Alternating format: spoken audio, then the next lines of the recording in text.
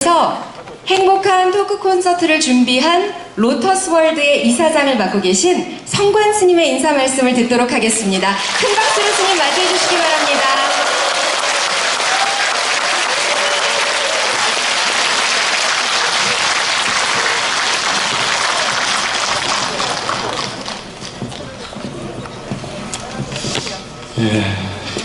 제가 금년에 갑오생입니다. 그래서 올 한 해가 파란만장했죠. 그랬는데 여러분들이 있어서 이렇게 행복할 수 있다 하는 생각을 합니다. 10년 동안에 우리 로터스월드를 이렇게 지속적으로 이렇게 지원해 주신 여러분께 진심으로 감사를 드리고요. 로터스 오늘 크리스마스 이브라고 크리스마스 노래도 이렇게 했죠. 좀 어울리는 것 같아요? 안 어울리는 것 같아요? 우리는 흔히 그 예수님을 보살님이라고 그래요. 예수 보살님 오신 날은 이렇게 거룩한 밤에 그 크리스마스 이렇게 노래도 함께 하면 서로 소통되지 않겠어요? 그리고 서로 행복해질 수 있지 않겠어요? 그렇죠? 공유하세요. 로터스월드라고 할 때 우리가 이제 연꽃 세상을 만들어 보자 10년 전에 그렇게 생각했어요.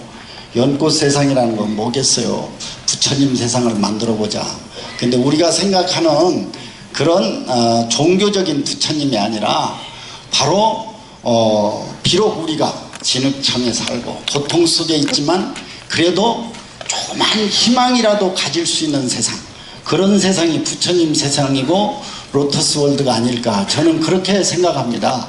아무리 부를 축적하고 아무리 그 권력이 있다 할지라도 그런 미래에 대한 희망이 없다면 과연 그것이 행복한 삶일까, 그런 생각을 하면서 로터스월드를 설립했고, 그것이 10년 동안 많은 그런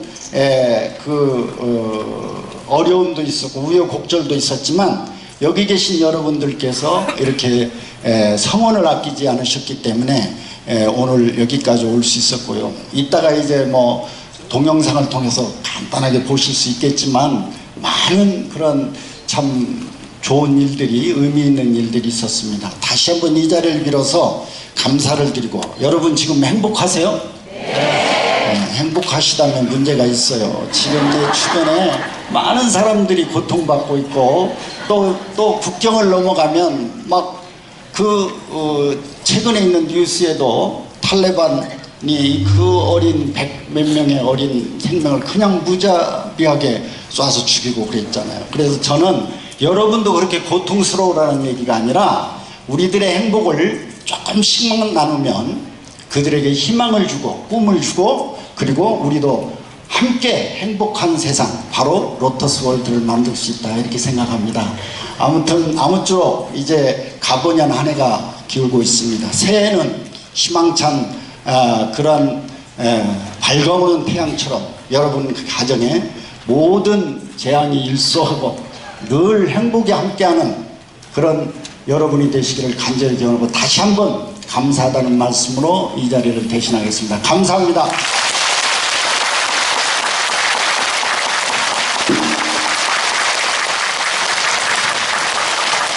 월드의 이사장을 맡고 계시는 성관 스님의 말씀 들어봤습니다. 다음은 바쁘신 와중에도 귀한 시간을 내주신 한 분을 모셔서 축사를 듣도록 하겠습니다. 현재 로터스월드와 함께 캄보디아의 수원 마을 개발 사업을 진행하는 이곳 수원시의 시정을 책임지고 계신 염태영 수원시장님, 큰 박수로 맞이하겠습니다.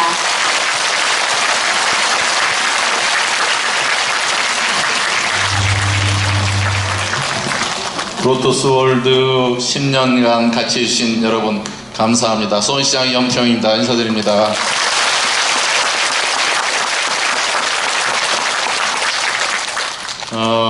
우리 연말을 아주 뜻깊게 보낼 수 있는 이와 같이 행복 콘서트를 갖게 됐고 또 여기에서 그동안 애써주신 분들 함께 나눔을 실천해주신 분들이 모이셔서 행복한 시간을 갖는다고 해서 제가 너무 이런 자리가 요즘 욕심이 났는데 같이 나지 못해도 잠깐이라도 가서 그 기운을 좀 전달받고 와야겠다고 생각하고 왔어요. 요즘 수원시에서 너무 큰 사건을 겪어갖고 우리 시민들 마음이 너무 많이 다쳤어요. 그렇죠? 사실은 우리 시민들은 전부 다 피해자일 뿐입니다. 우리 시민들은 그런 사람들이 없거든요.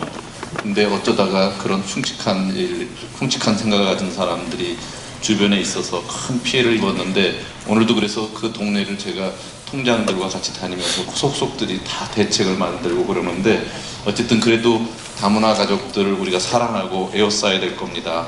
그러는 가운데 그런 나쁜 생각을 하는 사람들은 반드시 처벌받는 그런 것을 만들기 위해서 안전도시를 하는데 최대한 애쓰겠다는 말씀을 드리면서 오늘 사실은 그 로터스 월드 10주년 좀 전에 사회자께서 말씀하셨지만 거기에 성광큰 스님이 로터스 월드와 학교를 만들어서 정말 의미 있는 사업을 하시는데 제가 가보고 깜짝 놀랐어요. 그 주변하고 완전히 다른 세계가 그 안에 있더라고요.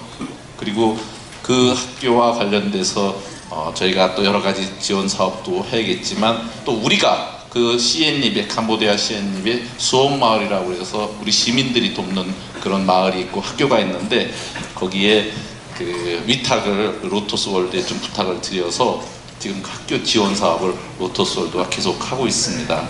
그래서 감사를 드리고 지금 2년 됐는데 그 사람들 의식이 바뀌었어요. 그전에는 무조건 이렇게 갖다가 주는 것에 익숙해서 받는 것에 익숙했던 사람이 의식을 개조시키고 스스로 자립할 수 있는 기반을 만드는 일을 로터스 월드가 또 그곳에 하고 있습니다. 그래서 너무 감사하게 생각하고 있고 내년도에도 우리 시는 5억 원의 예산을 편성해서 그 옆에 늘어나는 학생 때문에 어쩔 수가 없어서 학교를 또 짓는 일을 하는데 저희는 그런 일이 지금 수원마을의 학교도 잘 운영해 주시지만 새로운 그 사업도 로터스 월드가 잘 운영해 줄 거로 생각돼서 감사를 드리면서 올해 정말 그 굳은 일은 겪으셨지만 그래도 이렇게 많은 분들이 후원하고 든든한 버팀목이 되는 성광큰 스님 앞으로도 계속 지원하실 거죠? 네. 감사합니다. 아마 제가 지난번에도 그런 말씀 드렸지만 성광큰 스님은 이로 인해서 더 큰 영적 지도자로 우뚝 서시리라고 우리가 강력히 믿고 있어요. 그렇죠? 네. 감사합니다. 오늘 그 여기 토크쇼에 나오는 혜민 스님도 그렇고 시골의사 박경철 그 의사 선생님도 그렇고 다 우리 수원 포럼에서 모시고 수원 시민과 함께 이런 강의를 다 했던 분이에요. 근데 말씀들도 잘하시지만 따뜻하게 어루만져 주시는 걸 정말 잘하시는 분들입니다. 올해 상처받은 굳은 일로 여러 가지 마음이 언짢았던 모든 분들이 오늘 연말이 가기 전에 이렇게 훌륭한 자리에서 성관 스님과 함께 따뜻한 시간, 함께 우리 이웃을 생각하는 그런 시간 되시기 바라면서 모두 행복한 연말 되시고 송구영신하시면서 새해 복 많이 받으십시오.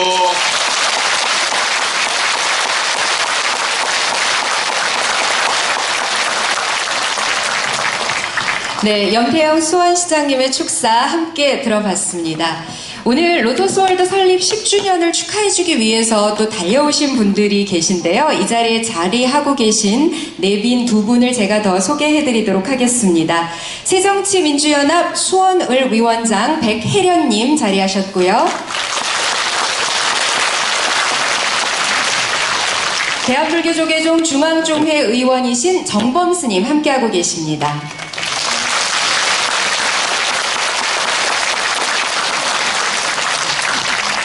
여러분께서는 지금 로터스월드 설립 10주년 기념 행복한 콘서트 함께하고 계신데요. 로터스월드가 어떤 단체인지 알고 계신가요? 네, 아시다시피 로터스월드는 캄보디아, 또 미얀마, 라오스에서 나눔의 행복을 실천하는 국제 개발 구호 NGO 단체입니다. 그럼 로터스월드가 바라는 세상은 어떤 곳인지 영상으로 만나보시죠.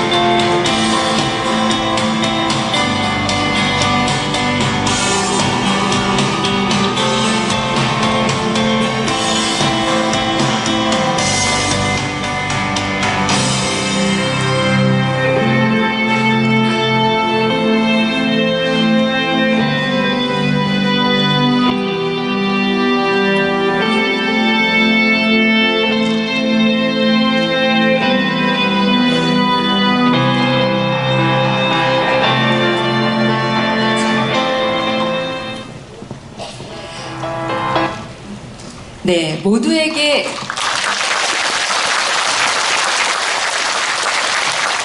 지금 영상에서도 보셨다시피 모두에게 기회가 주어지고 생명의 가치를 아는 세상, 그리고 연꽃 한 송이를 피우는 마음으로 더 따뜻한 세상을 만들어가는 그런 단체가 바로 로터스 월드입니다. 지금 영상에서 보신 우리 어린이들의 얼굴 어땠나요? 네, 굉장히 밝고 해맑고 그리고 참 예쁘죠? 그렇게 그 어린이들에게 웃음을 주는 분들이 누굴까요? 바로 이 자리에 함께하고 계신 여러분들이십니다. 로터스 월드는 여러분들의 격려와 성원으로 함께 꾸려가는 그런 곳이라는 것 알고 계시죠? 앞으로도 많은 관심과 사랑 부탁드립니다.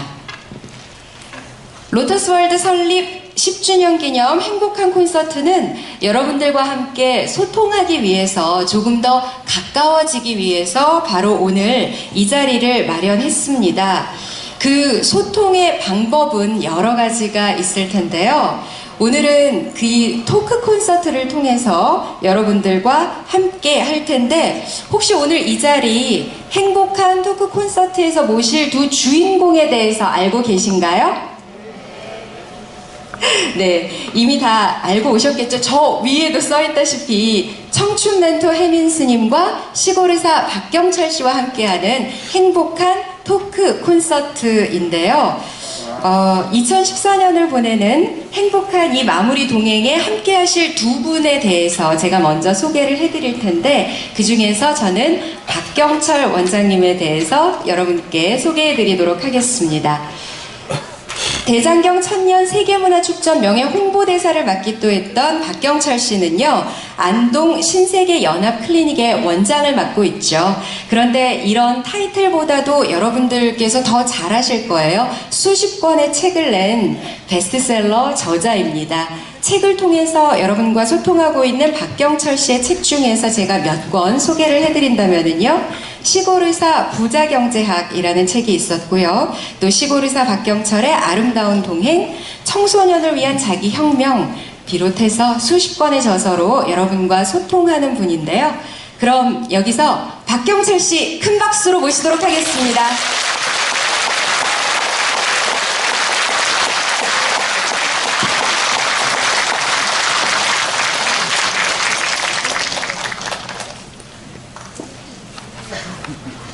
오늘 제가 이 자리에 모시면서 여러분들도 그렇겠지만 저도 참 평소에 궁금한 점이 많았거든요. 근데 오늘 강연을 들으면서 이런 걸 좀 여쭤보고 싶다 하는 게 저도 있을 텐데 지금 함께하고 계신 분들 행복한 토크 콘서트를 들으시다가요.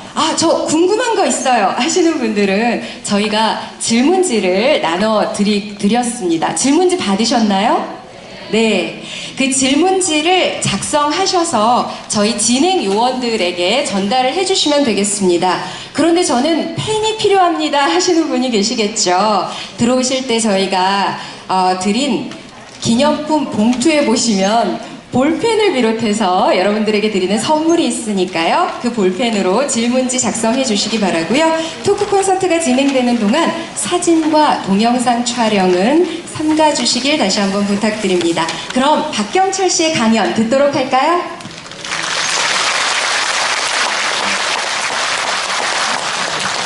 만나뵈서 반갑습니다.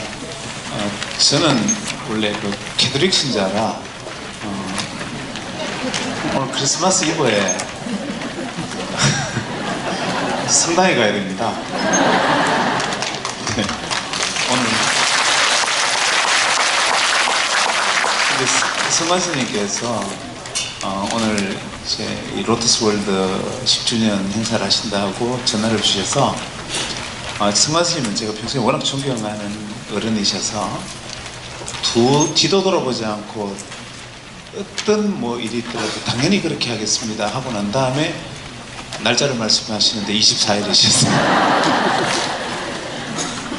그래서 저는 지금 이거 마치고 나면 안동으로, 지금 집이 안동이라 안동까지 열심히 달려가도 지금 딸아이가 성탄 전야에 하는 공연을 지금 못 보게 생겼습니다. 그 대신 이제 오늘 이게 불자님들하고 같이 여기 와서 시간을 나눌 수 있는 대신 더 큰 축복을 받는 자리를 허락해 주신 게 아닌가 생각을 하는데요. 오늘 이제 혜민 스님하고 있다가 이제 제가 30분 말씀을 드리고 혜민 스님이 또 말씀하시면 나중에 같이 대화하는 그런 시간으로 준비되어 있는 걸로 들었습니다. 그래서 아까 1시 반쯤 혜민 스님 미리 뵙고 지금까지 말씀을 나눴는데요. 오늘 주제가 행복 뭐 이런 주제라고 제가 이야기를 들었습니다. 근데 혜민 스님하고 말씀 나누는 내내 행복하지가 않았어요. 너무 잘생기셔서 저 좌절과 절망 때문에 너무너무 불행했습니다. 그리고 미소나 말씀들이 세수로 보면은 제가 훨씬 선배인데 모든 면에서 그 깊은 열등감 속에서 좌절과 불행의 시간을 겪고 이제 겨우 지금 여기 있었습니다. 그리고 오늘 강연 순서가 원래 이 머리 긴 사람이 먼저 나오는 게 아닌데 혜민 스님 먼저 하시고 제가 해야 되는데 스님하고 저 계속 싸웠어요. 왜냐하면 이 불자들이 많이 계신 자리에서 당연히 승직전 스님이 먼저 나오셔서 말씀하시는 게 옳다라는 게 제 주장이고요. 그래도 몇 살 더 먹은 제가 먼저 나가라 하는 게 이제 혜민 스님 주장이셔서 싸우다가 끝이 안 났는데 스님이 자비심이라고는 조금도 없으세요. 자기의 고집만 끝까지 내세우셔가지고 결국 이제 성관 스님이 결판을 내셨습니다. 네가 지는 게 이기는 거다. 그래서 제가 정말 그 넓은 자비의 마음으로 먼저 나왔습니다. 그래서 양해해 주시기 바랍니다.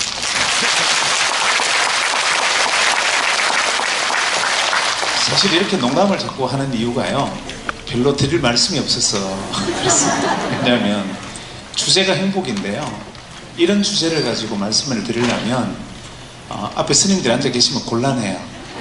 왜냐하면 스님한테 행복이 무엇입니까? 라고 여쭈어봐야 되는데, 또 저보다 훨씬 더 이제 연배가 높으신 선배님들이나 제 아버님 연배가 어른들이 다 계시는 데서 어린 제가 여기 있어서 뭐 행복이 무엇이다라고 말하는 게 너무 주제넘은 일이잖아요. 그래서 어떻게든지 이야기 주제를 계속 회피하고 조금만 살짝 얘기하고 도망가려고 다른 이야기를 지금 계속 하고 있습니다.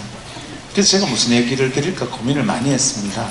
차라리 이게 지금 대학생들이나 혹은 뭐 저보다 젊은 친구들이 앉아 있으면 스승없이 얘들아 행복이란 이런 것이야 라고 제가 얘기를 할 수 있을 것 같은데, 이미 뭐 산전수전 다 겪으셨는데 그래서 제가 말씀드릴 주제는 아닌 것 같았습니다. 그래서 제가 놀러 다니고 있는 이야기 중에 제가 요즘 인상적이었던 장면 하나를 보았는데 그 말씀을 드릴까 합니다. 제가 요즘 팔자가 좋아서 그리스 여행을 좀 다니고 있습니다. 원래는 이제 답사 여행을 목적으로 여행을 계획을 세웠고요. 지금 한 3년째 한 반 정도 국내에 있고 반 정도는 그리스에 나가 있고, 원래는 부쩍 이제 국내에 좀 많이 있었지만 그리스 여행을 많이 다니고 있는데요. 에피다브로스라는 작은 도시가 있어요. 우리나라로 치면 어디 정도로 한 안동 정도 될 것 같습니다. 그런 도시에 가서 유적지를 이제 구경을 하고 나오는데, 나오다가 시계를 보니까 오후 3시나 됐어요. 그때 문득 제가 점심을 먹지 않았다라는 생각이 들었어요. 사람이 자기가 그냥 다른 데 몰두해 있을 때는 그걸 모르지만 내가 점심 먹지 않았다는 걸 인식하는 순간부터 미친 듯이 배가 고파지잖아요. 그래서 너무 배가 고파서 이거 뭔가 먹어야겠다 하고 식당을 두리번 하는데, 요즘 우리나라도 오후 3시에 밥 먹을 만한 데가 잘 없는데요, 유럽에서는 3시경에 식당들이 다 문을 닫죠. 저녁 준비하느라고. 그래서 문 열려있는 식당을 두리번 하는데 도대체가 문이 열려있는 식당이 하나도 없어요. 밥은 먹어야겠고요. 그래서 고민하다가 이렇게 보니까 한 군데 안에 사람이 좀 있는 것 같아서 문을 미니까 문이 조금 열려요. 그래서 제가 문을 열고 들어가서 세상에서 가장 불쌍한 표정으로 저 혹시 밥을 주문할 수 있겠느냐 이렇게 물었더니 주인이 앉아있다가 얘가 곧 쓰러질 것 같거든요. 그러니까 잠시 고민하더니 들어오래요.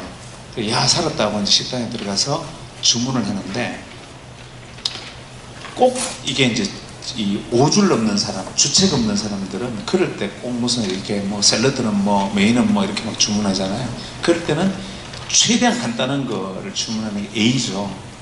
뭐 예를 들면 중국집 문 닫는 데 가가지고 뭐 상요리, 코스요리 이런 거 주문하면 안 되는 것처럼.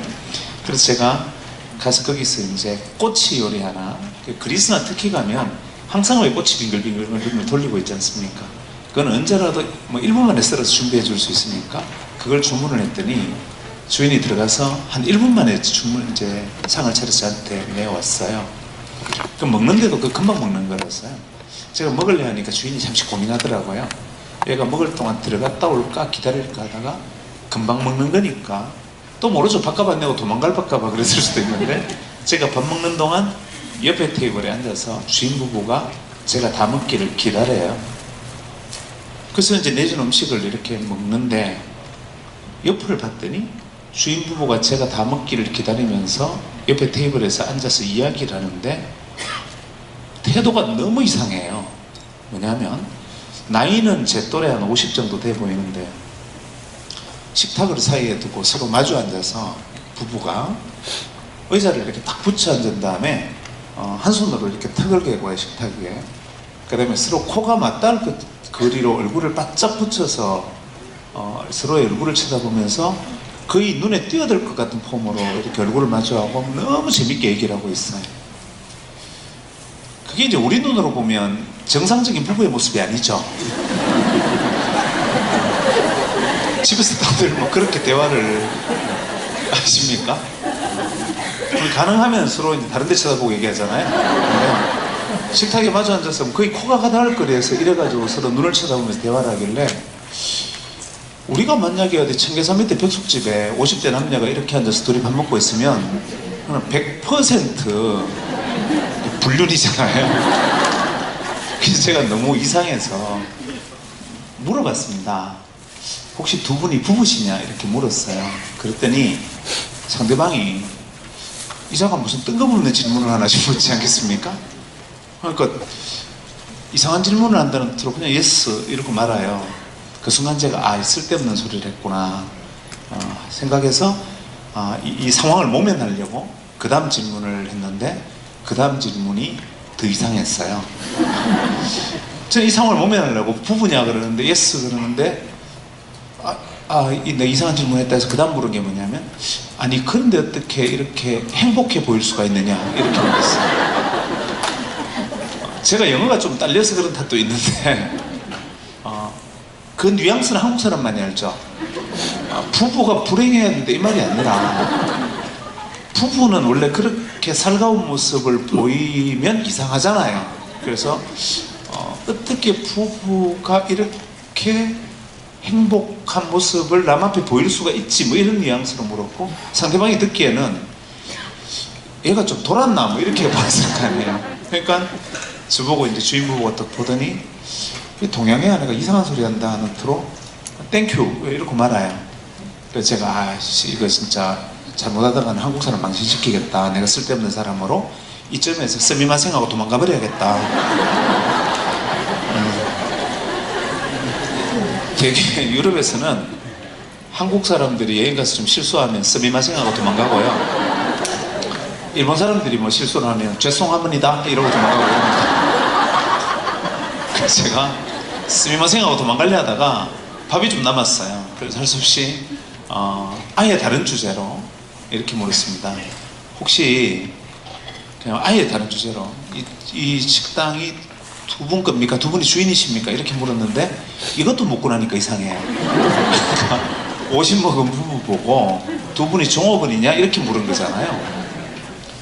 그래서 제가 아차 했는데 놀랍게도 답변이 no 아니래요. 자기들이 주인이 아니래요. 그 전에 예상 밖의 답변을 받았잖아요. 그래서 고개 입에 물고 이랬더니 자기가 얘기를 하는데 자기는 원래 여기 주인이 아닌데 원래 자기는 그리스 국립은행 우리로 치면 한국은행이죠. 국립은행의 공무였던 은행원이었대요. 이제 최고의 엘리트였죠. 근데 이제 그리스 경제 위기가 생긴 건 우리가 다 알고 있는 일이고요. 그리스 경제 위기 때문에 3년 전에 구조조정을 해서 일자리를 잃었고요. 그 다음에 쭉 연금 생활을 해왔는데 지금 그리스는 각종 국민연금 포함한 연금이 78% 삭감이 됐거든요. 지금 우아하시지만 남의 이야기는 아닙니다. 우리도 78%가 연금이 삭감이 되어서 연금이 20%밖에 안 나와요. 그러니까 실직을 하고 3년째인데 연금이 한 푼도 나오지 않으니까 도저히 생활을 할 수가 없어서 자기 아내하고 아이들하고 다 함께 장인이 하는 식당에 지금 일하러 내려왔대요. 그러니까 우리 식으로 보면 내가 직장을 잃고 지금 처가살이 그 처가에서 또 식당 일바주로 내려온 거잖아요. 그럼 우리가 생각할 때 그런 모습은 어떤 모습이겠습니까? 눈에 다크서클이 이만큼 내려와 있고 뒤에 뭐 검은 그림자가 왔다 갔다 하고 뭐 이런 표정이어야 되잖아요. 근데 그 두 부부의 표정이 너무 행복하고 해맑아서 제가 다시 물었습니다. 아니 그러면 지금 당신들이 굉장히 불행한 상황일 텐데 두 분이 너무 행복해 보인다 이렇게 말을 했더니 이 사람이 제 말을 전혀 이해를 못해요. 그래서 이야기를 주고받다가 나중에 이 사람이 저한테 이런 말을 했습니다. 나는 손님 말을 이해를 못하겠다. 왜 내가 직장을 잃었다고 해서 내가 불행하다고 생각하는지 난 이해가 잘 안 되지만 손님이 내가 직장을 잃고 이렇게 있다고 해서 내가 불행할 것이라고 생각하는 것 같아서 설명을 하자면 하고 이야기를 시작했는데요. 어떤 이야기를 하냐면 우리 아버지가 어릴 때부터 늘 말씀하시기를 저는 이 사람들한테 너무 마음에 드는 게 그거예요. 자기가 어떤 중요한 얘기를 하거나 생각을 얘기할 때는 이 불가에서 그 여시아문 뭐 이렇게 얘기하듯이 늘 우리 아버지가 늘 말씀하시기를 우리 어머니가 들려주시기를 우리 할머니는 늘 이게 입에 달려있어요. 그래서 이 사람들이 얘기할 때 늘 우리 아버지가 들려주시기를 이라는 말이 항상 말의 시작에 나옵니다. 나는 이렇게 들었다라고 말하듯이 우리 아버지가 늘 내게 말씀하신 것이 있는데 생은 항상 행복한 것이라고 우리 아버지가 내게 이야기를 했다라고 말하면서 이 사람이 이렇게 얘기했어요. 내가 어릴 때 나는 외아들이었는데 식탁에 앉아서 밥을 먹으면 우리 엄마 아버지가 내 앞에 앉아서 같이 밥을 먹으면서 내게 늘 이런 이야기를 들려줬다. 너는 우리 두 사람에 있어서 기적이다. 너는 우리에게 축복이고 네가 내 아들로 와줘서 너무 감사하다. 네가 내 아들로 와준 것만으로도 너무 감사하고 너의 존재만으로서 나에게 축복이다. 그래서 우리 엄마하고 아빠는 일생을 너를 위해서 헌신할 거고 너를 사랑하고 아끼고 내 보호자가 될 것이다. 한데 언젠가 시간이 지나면 엄마 아빠가 세상을 떠나는 날이 올 테고 우리는 헤어질 날이 올 거다. 그리고 또 너는 살아가다 보면 어려움이 닥칠 때가 있고 외롭다고 느끼는 순간이 올 거다. 하지만 그때도 네가 꼭 기억해라. 엄마 아버지가 비록 죽어서 곁에 없다 하더라도 엄마 아버지는 내 가디언, 수호자가 되어서 늘 너 뒤에 서서 너를 지키고 있다는 사실을 꼭 기억해라. 그 어떤 경우에도 너는 외롭지 않을 것이고 엄마 아버지는 그 영원히 내 수호자가 되어서 너를 지키고 있다는 사실을 잊지 말아라 라고 늘 이야기를 했대요. 그리고 뒤에 있는 올리브 나무에 가서 500년 된 올리브 나무 앞에 데려와서 올리브 열매를 따다가 아버지는 이렇게 얘기했대요. 이 올리브 나무가 네 아버지의 아버지의 아버지의 할아버지의 할아버지의 할아버지 때부터 땅에서 열매를 맺고 우리는 그 열매를 따서 또 기름을 짜서 우리가 계속 오늘 이 순간까지 네가 교육받고 우리가 살아가는 이 신비의 나무다. 이 생명의 신비가 얼마나 놀랍고 대단하냐. 하물며 이 나무도 그럴진데 네가 나의 아들로 서서 우리가 이 나무를 바라보고 있다는 것은 얼마나 엄청난 기적이냐. 그래서 너는 기적의 존재라는 사실을 결코 잊지 마라. 이렇게 얘기를 하셨대요. 그래서 자기는 이렇게 생각한다는 거예요. 사람이 살다 보면 운이 나쁠 때가 있다. 그 사람이 표현하면 unfortunate, 불운할 때가 있다. 사람이 살다 보면 내가 직장을 잃은 것은 운 나쁜 일이다. 하지만 내가 길거리 지나가다 돈봉투를 주었다고 해서 내가 돈봉투 줘서는 행복해 그러지 않고 오늘 운이 좋았다라고 말하듯이 내가 직장을 잃어버린 것도 내가 지금 운이 나빠서 생긴 일이니까 불운한 건 맞다. 하지만 불행은 아니다. 왜냐? 생은 그 자체로 행복한 것이기 때문에 불행하다는 이야기를 할 수가 없다. 왜냐하면 내가 비록 직장을 잃은 불운은 있지만 지금 30년째 내 앞을 지켜주는 사랑하는 아내가 봐 지금 내 앞에 미소 짓고 있지 않느냐. 그리고 2시간 후면 나의 사랑하는 보석인 아이들이 학교에서 돌아와서 지금 밝은 미소로 학교에 돌아올 것을 우린 기다리고 있다. 또 외국에서 여행 와서 밥을 찾는 당신에게 밥을 주고 우리가 이렇게 대화를 하고 있고 밖에 햇빛이 쏟아지고 여기에서 내가 내려온 지 2년 만에 이미 15명의 친구가 생겼다. 이런 생애 기적을 함께 하고 있는 내가 어떻게 불행하다고 할 수 있느냐라고 저한테 이렇게 얘기를 해요. 이 사람들 특유의 낙천성이니까 라고 생각하면서도요, 그 순간 제 머릿속에 어떤 생각이 들었냐면 문득 제 뒤통수를 때린 생각이 있었습니다. 나는 혹시 내가 살면서 이 사람이 우리 아버지는 늘 이렇게 말했던 것처럼 혹시 나는 내가 살아가면서 지금 이때까지 단 한 번이라도 내가 행복해지는 방법을 누가 가르쳐 준 적이 있었던가?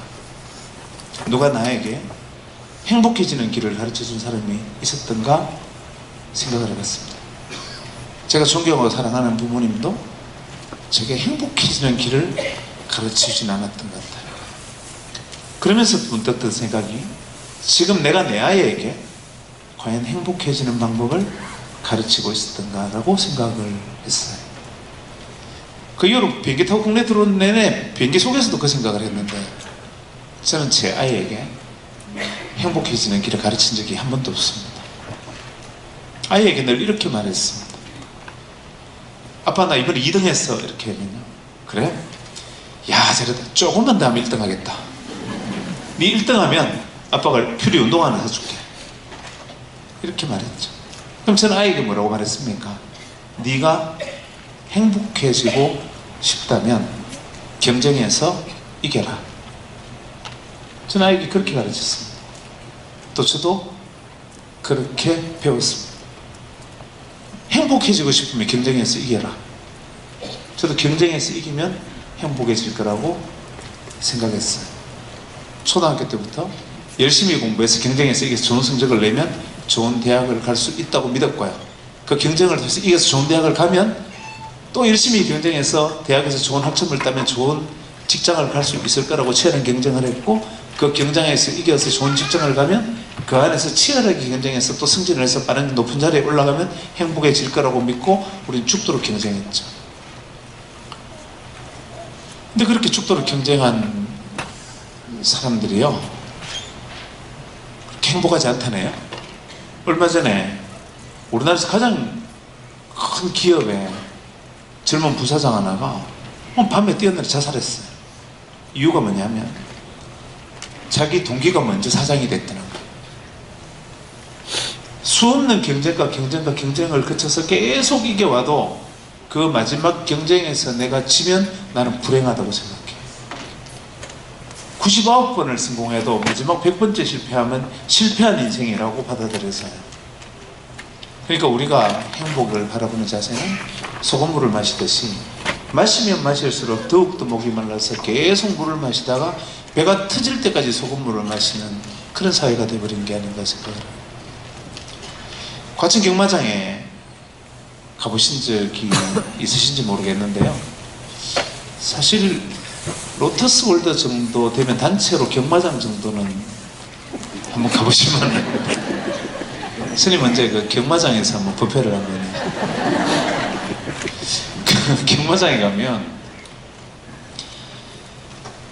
말들이 이제 경주를 합니다. 제가 가봤거든요. 그 보시면은 양쪽 눈에 이렇게 검은색 가리개로 양쪽 눈을 가리고 있습니다. 말들이. 그리고 스타트가 되면 미친 듯이 말이 달리는데요. 말들이 양쪽 옆을 눈을 가리고 뛰죠. 이유가 뭐냐면 좌우를 돌아보는 순간 늦어지기 때문입니다. 좌우 뒤를 돌아보지 않고 기수가 뜨드는 채찍에 진짜 박차를 가는 그 박차와 채찍에 맞아가면서 미친 듯이 앞만 보고 달리죠. 우리 말이 항상 뛸 거라고 생각하지만 경마장 경주마가 어느 정도로 열심히 뛰느냐 하면 한 번 뛰고 나면 몸무게가 15kg씩 줄고요. 말이 한 번 뛰고 나면은 2달간 다시 못 뜁니다. 그러니까 좌우 돌아보지 않고 자기 목숨을 걸고 달려요, 경주마들이. 그렇게 달리다가 왜 뛰는지도 몰라요. 그냥 막 미친 듯이 달리는 거죠. 앞만 보고 막 달리는데 주변에서 와와와 하는 함성만, 와 하는 함성만 있죠. 그래서 경주마 1등, 2등, 3등 정해집니다. 끝나고 나면 눈을 떼죠. 자기에게 돈을 걸고 환호하는 사람들의 목소리만 들리고요. 나고 한 말은 발로 차에서 끌려가고, 1등 한 말은 그 다음에 또다시 1등을 하지 못하면 또 도축당하겠죠. 어쩌면 그 경마장에서 눈을 가리고 좌우를 살피지 못하고 그냥 앞만 보고 내달리는 그런 질주들이 어쩌면 바로 내가 내 아이에게 바라는 모습, 어쩌면 내가 살아온 모습일지 모르겠다는 생각을 경마장의 말을 보면서 늘 해봤습니다. 그리고 우리는 행복이란 가치에 대해서 제대로 가르칠 생각도 배울 생각도 해오지 않았던 것 같습니다. 그리고 바상머리에 앉아서 내 아이에게 행복이라는 이야기를 가지고 우리는 대화 한번 제대로 해보지 못했던 것 같아요. 그래서 제가 요즘은 어떤 시도를 하느냐면, 제게 늦둥이 딸이 하나 있습니다. 지금 초등학교 4학년짜리인데요. 그 아이만 생각하면 가슴이 간질간질간질해요. 그래서 이 아이를 이렇게 바라보면 어떤 때 집에 늦게 가가지고 침대에 누워서 이렇게 자는 모습을 보고 있으면요, 지는 모르겠지만 저 애 발을, 손이나 발을 이렇게 만지면서 거의 1시간 동안 이렇게 앉아서 발이나 손을 만지고 있습니다. 너무너무 간절했어요. 그때 어떤 감정이 드는, 이런 감정이 듭니다. 그 그리스에서 들었던 이야기가 떠올랐어요. 네가 내 앞에서 이렇게 내 딸로 와서 내가 네 손을 잡고 그 체온을 느끼고 이 간절함을 느끼게 해주는 것만으로도 너무 고맙다. 네가 무엇이 되고 네가 어떤 사람이 되고 네가 어떤 경쟁을 해서 내게 어떤 것을 보여주고 이런 건 난 바라지 않고 지금 이 순간 내가 너로 인해서 가슴 떨리게 해주는 것만으로도 너무 감사하다. 그래서 아이에게 부모가 너에게 베풀어줘서 네가 내가 고마운 줄 알아라가 아니라, 비로소 이제 저도 나이가 좀 드니까 아이한테, 야 임마, 내가 지금 열심히 일해서 내가 너를 키우는데 얼마나 애쓰는데 이놈아, 네가 내 공을 모르고 이놈아, 네 내 은혜를 잊으면 네 나쁜 놈이다, 이렇게 생각하지 않고요, 그냥 네가 내 앞에 와주어서 고맙고 내 앞에 있어줘서 고맙고 네가 내게 간절함으로 남아줘서 고맙다는 생각을 하게 됐습니다. 그렇게 고맙다는 생각을 하니까요, 그 순간 제가 무지하게 행복한 거예요. 이놈이, 그 위에 오빠가 공부를 안 하면요, 이놈의 자식이 미치겠네, 하루는 공부를 안 하고 이 자식이 지금 연애할 땐가 막 이러면서 속상해하면 제가 되게 행복하지를 못했었는데, 그냥 아이에게 네가 내 앞에 와줘서 행복하고 네가 내 곁에서 떨림을 줘서 감사하다고 생각하는 순간, 아, 내가 행복해지는구나 하는 것을 배운 것 같습니다. 그래서 저는 이 작은 에피소드를 통해서, 여행을 통해서, 건진 이야기들을 통해서 비로소 이제 제가 51가 됐는데요, 이게 51쯤 되니까 이제 조금 철이 드는 것 같아요. 이제 행복한 것이 무엇인가라는 맛을 살짝 본 것 같은데, 여기서 저보다 이제 훨씬 더 많이 경험하신 선배님들은 훨씬 더 달콤한 이제 행복을 이제 느끼실 것 같아요. 그래서 오늘 제가 제게 주어진 시간 30분을 겨우 채웠는데, 오늘 제가 말씀드린 것은 행복이라는 주제에 대해서 먼저 화두를 던지는 역할을 하러 나왔습니다. 행복이라는 것에 대해서 우리가 어떤 관점에서 고민해야 되는가라는 주제를 던져놓고요, 제가 이렇게 던져놓고 들어가면 이제 이어서 이제 혜민 스님이 나오셔서 제가 들어가고 나면 너무 비교되는 정말 잘생기셨더라고요, 앞에서 보니까. 그 다음에 저하고 잠깐 대화를 하는 중에도 혜민 스님이 제가 평소에 고민해왔던 것들에 대해서 많은 이야기를 들려주셔서 제가 굉장히 오늘 정말 좋은 자리를 했다고 생각했습니다. 이제 저는 이제 질문을 던졌으니까요, 제 질문에 대해서 완전한 마무리를 해주실 테고요, 그 다음에 스님 말씀을 또 듣고 난 다음에 같이 이야기를 이어나가도록 하겠습니다. 그래서 감사합니다.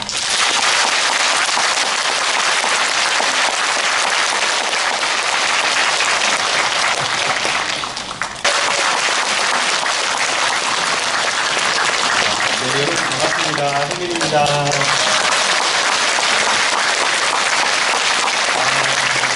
아니, 크리스마스 이브 날 여러분들 이렇게 만나니까 아주 특별한 것 같아요. 메리 크리스마스. 예.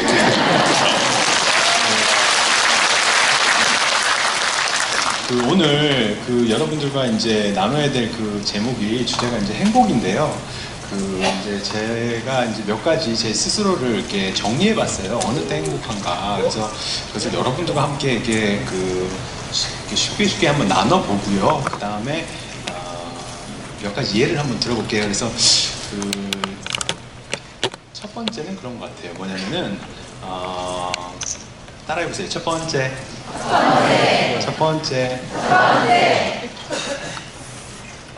다른 사람이 나를 행복해 주려고, 제가 우리나라 국어가 좀 안 돼가지고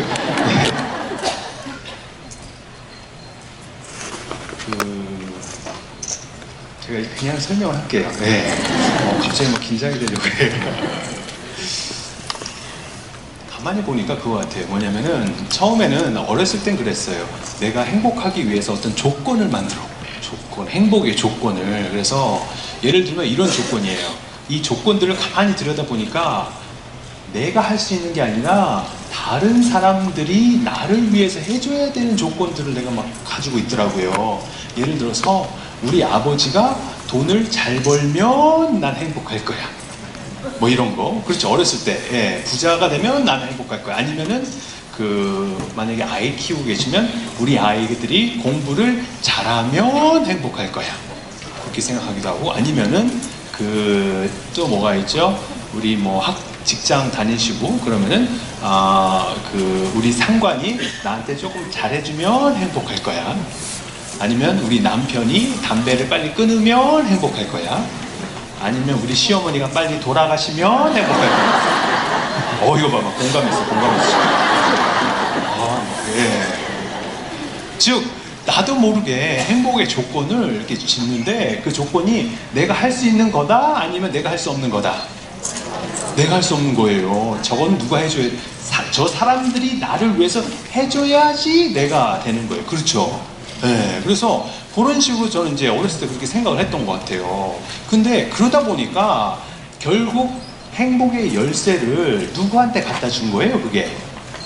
그 사람은 다른 사람들한테 반납 이렇게 준 거예요. 그래서 내가 할 수 있는 건 없어. 저 사람들이, 우리 시어머니가 빨리 돌아가셔 줘야지 행복한 거고, 아이가 공부를 더 잘해야지 행복한 거고, 우리 아버지가 부자가 돼야지 행복한 거고, 이런 식으로 생각을 하기 때문에, 그러면 어떤 상황이 벌어지냐면 내가 할 수 있는 것이 없기 때문에 나는 어떻게 느낀다? 지금 상황의 피해자라고 느껴요.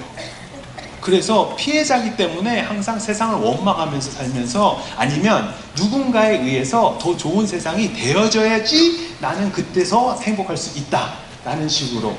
하지만 이것 또한 내 스스로가 행복할 수 있어요, 없어요? 없어요. 그래서 이 첫 번째 그러한 다른 사람들을 조정해서 내가 행복해야지 하는 것이 설마 나를 희생하고 있구나, 희생자로 만들고 있구나, 그런 것을 첫 번째로 깨달았어요. 그리고 이제 두 번째가 뭐냐면은, 그렇다고 치면은 이 행복의 조건을 내가 이제 행복의 열쇠를 저 사람들에게 줬던 것을 내가 다시 이렇게 가지고 와서 내 스스로가 능동적으로 할 수 있는 것들, 그래서 나 스스로를 행복하게 할 수 있는 것들이 무엇인가를 생각해 보니까 많은 분들이 또 그렇게 생각했을 것 같아요. 저도 그랬어요. 예를 들어서 좋은 대학교 들어가면 행복할 거야. 아니면 예를 들어서 내가 지금 대리인데 과장으로 승진하면 행복할 거야. 아니면 내가 은행 통장에 지금 300만 원이 있는데 500만 원이 되면은 행복할 거야. 이런 식으로 어떠한 목표를 이렇게 설정해놔요. 설정해놔서 그러한 목표가 성취됐을 때, 그게 일이든 돈이든 아니면 대학을 가든 뭐든, 그때 가면은 행복할 거야 라고 우리가 이렇게 생각하는 그 경우가 있어요. 그렇죠, 여러분? 네. 근데 이것 또한 문제가 있더라고요. 제가 가만히 보니까. 뭐냐면, 첫 번째로 실제로 정말로 그런 일이 성취가 됐을 때 오랫동안 나는 행복할 것이라고 생각을 했는데, 정말로 간절하게 원했던 것이 막상 성취가 되면은 그때 엄청나게 여러분 행복하셨습니까? 아, 그게 허탈하거나 아니면 멍해요. 정말로 원했던 거면. 정말로 원했던 것이 막상 이루어지면 그냥 멍하고 그냥 1, 2주 그냥 기분이 좀 편해졌다가 말아요. 그렇지 않습니까? 저도 하버드 제일 처음에 갔을 때 엄청나게 행복할 줄 알았어요. 그때 딱 2주 가더라고, 2주 진짜로. 네. 근데 저만 그런 줄 알았더니 서울대학교 가서 강연했을 때도 보니까 서울대 학생들도 똑같아. 즉 뭐냐면 내가 어떤 것을 성취하려고 했을 때 그것이 막상 이루어졌을 때 우리가 정말로 그렇다면 어마어마하게 행복하냐? 그렇지 않더라 라는 것을 첫 번째 깨달았고, 두 번째는 뭐냐면은 그렇게 목표를 상정을 하고 있으면은 지금은 행복할 수 있다 없다? 지금은 행복할 수 있다 없다? 없어요. 지금 아직 목표가 달성이 안 됐는데 어떻게 행복해? 그렇죠? 그래서 어때요? 지금 열심히 노력을 해야 돼. 열심히 노력하고 한시라도 내가 행복을 느끼면은 뒤처지고 느끼면은 안 되는 죄스럽고 뭐 이런 상황에 딱 빠져버려요. 그런데 행복하려면 언제 행복해야 된다? 지금 행복해야 되잖아요. 맞죠? 지금 행복해야 돼요. 그래서 문제가 뭐냐면 예를 들어서 여러분들이 열심히 돈을 모아가지고 내가 300만 원인데 500만 원 통장에 딱 있으면 행복하겠다 싶어서 정말로 열심히 돈을 모아서 500만 원이 딱 됐어요. 이럴 때 여러분 스스로가 나 이 정도면 행복해. 이게 여러분 되십니까? 이게 되세요 여러분? 안 되죠. 그 다음에 어떻게 돼요? 1000만 원. 그렇죠. 네. 그래서 내가 또 죽으라고 막 1년간 노력을 해서 이제 1000만 원으로 딱 만들어 놨어. 그리고 나서 나 이 정도면 행복해. 이게 여러분 되십니까 여러분? 안 돼. 그럼 또 뭐예요? 1억? 막 세죠. 즉 어떠한 목표를 실제로 설정해서 그것이 이루어졌을 때 정말로 내가 행복해져야 되는데, 문제는 뭐냐면 행복이 어떻게 되냐면 일단 현실을 그동안 현재를 희생했어요. 그 목표를 이루기 위해서. 그래서 현재는 행복하면 안 돼. 그래서 현재를 다 희생했어.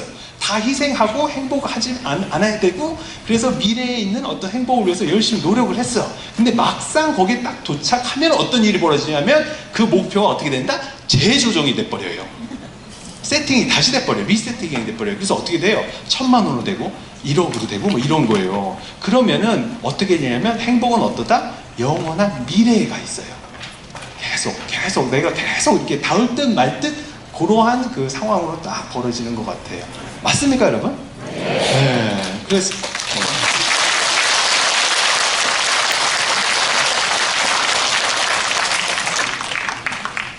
그래서 제가 가만히 보니까 처음에 다른 사람을 조종해서 내가 행복하다 하는 것은 시간이 너무 많이 걸리고 그리고 현실적으로 이루어지기가 어렵고, 두 번째는 어떤 목표를 이루었을 때 성취감을 통해서 행복해져야 된다는 것은 현재를 내가 다 희생해야 되고 지금은 행복하지 않고 헐떡거려야 되더라고요. 항상 헐떡거리게 만들고 괴롭더라고요.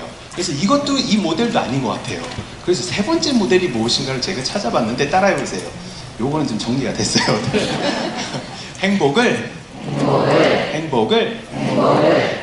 따뜻한 만남 속에서 찾자. 이거더라고요. 제가 가만히 보니까 언제 행복했는가 보니까 저는요 이제 미국에 있잖아요. 미국에 있는 그 친구들과의 만남. 예를 들어서 제 친구가 이제 그 주말에 같이 모여가지고 맛있는 거 먹고 그 다음에 이제 조그만 무슨 그 음악회 같은 거 공연 같은 거 간다 이런 것을 예를 들어서 월요일 날 이메일을 통해서 친한 친구들 다른 교수 친구들하고 이렇게 해요. 그러면 금요일 날 이제 이렇게 모임이 있어요. 그러면 월요일부터 행복해져. 여러분도 그런 경험 있으시죠? 네, 기대를 하니까 친한 친구들과 만나서 그 친구들과 내 속 얘기도 하고 저쪽 애들도 어떻게 사나 그 얘기도 들으면서 정말로 내 마음을 나누는 그 순간, 그리고 맛있는 거 먹으면서 그 음악 같은 것도 보고 영화도 보고 이러면서 같은 유대감을 느낄 때 그때 행복해요? 안 행복해요? 행복하더라고요. 그때 행복은 내가 미래로 미뤄야 되는 거예요? 아니면 지금 느낄 수 있어요? 지금 느낄 수 있어요. 그렇죠? 즉 행복을 하려면은 나와 주변 사람들과의 따뜻한 만남, 정말로 나를 아껴주고 사랑하는 그런 사람들과의 만남 속에서 찾으면 참 좋겠다라는 생각을 했어요. 그 독일 심리학자가 뭘 밝혀내느냐면 아까 제가 말했듯이 월요일날 어떤 친한 친구들과의 모임을 딱 만들어 놓고 그 기대감에서 오는 행복감과 유사한 게 뭐냐면은 돈으로 그것을 그 가치를 상정을 한다고 그러면은 그 월급 보너스를 100% 이렇게 받게 됐을 때 그때 느끼는 그 행복감과 유사하다고 그래요. 그래서 여러분들 그 돈으로 행복하려고 그러면은 얼마나 힘들어요. 그렇지만은 친한 친구들과의 만남은 그렇게 어렵지 않게 만들 수 있으니까 내가 월급 보너스 100% 받는 그런 행복감을 느끼려면 어떻게 한다? 주말마다 만들어 놓는다. 아셨죠? 친한 친구들. 예. 그게 이제 있고요. 근데 그것과 관련돼서 이런 사람들과의 관계 속에서 우리는 정말로 행복을 느낄 수 있고, 그리고 제가 저 스스로를 가만히 들여다봐도 정말로 행복하더라고요. 왜 행복한가 보니까 진짜로 저는 제 주변에서 있는 그 사람들 있지 않습니까? 친한 친구라든가 아니면 제 일을 도와주신 분이라든가 이런 분들, 아니면 어른 스님들이라든가 아니면 도관 스님들을 진정으로 좋아하고 있더라고요. 정말로 좋아하고 있어요. 그 주변 사람들을. 그래서 내가 그래서 이렇게 행복하구나, 그것을 깨달았어요. 그래서 이러한 좋은 관계를 그러면 이제 만들기 위해서 우리가 이제 어떻게 하면 좋을까? 근데 관계가 여러 가지 관계가 있는데 그 중에서 이제 부부 관계가 있잖아요. 가장 나와 친한 사람들, 그런 사람들과의 관계를 어떻게 하면 좋을까? 요걸 조금 이제 얘기를 해볼게요. 그런데요, 제가 그 SNS를 하다 보니까 사람들이 저한테 자꾸 물어봐. 뭘 물어보냐면 그 부부 관계에 대해서 자꾸 물어봐요. 그 문제 상담을 하려고 해요. 아니 왜 스님들한테 그런 거 물어보는지 모르겠어요, 진짜로. 그래가지고 막 어쩔 수 없이 계속 듣다 보니까 간접 경험이 막 쌓여버렸어요, 제가. 그래서 제가 몇 가지 얘기해 줄 테니까 한번 들어보세요. 요런 것은 그 남편이 부인한테 해주면 참 좋겠다 싶은 거 3가지, 그리고 부인이 남편한테 해줬으면 좋겠다 싶은 거 3가지를 제가 아예 정리를 했어요, 이거는. 그래서 한번 따라해 보세요. 이제 아내가 남편한테 해줬으면 좋겠다, 이러면 행복해지겠다, 관계가 더 좋아져서. 그래서 따라해 보세요. 그러니까 아내가 남편에게 하는 거예요. 첫 번째, 하루빨리 포기하자. 빨리 포기를 하셔야 돼요, 빨리.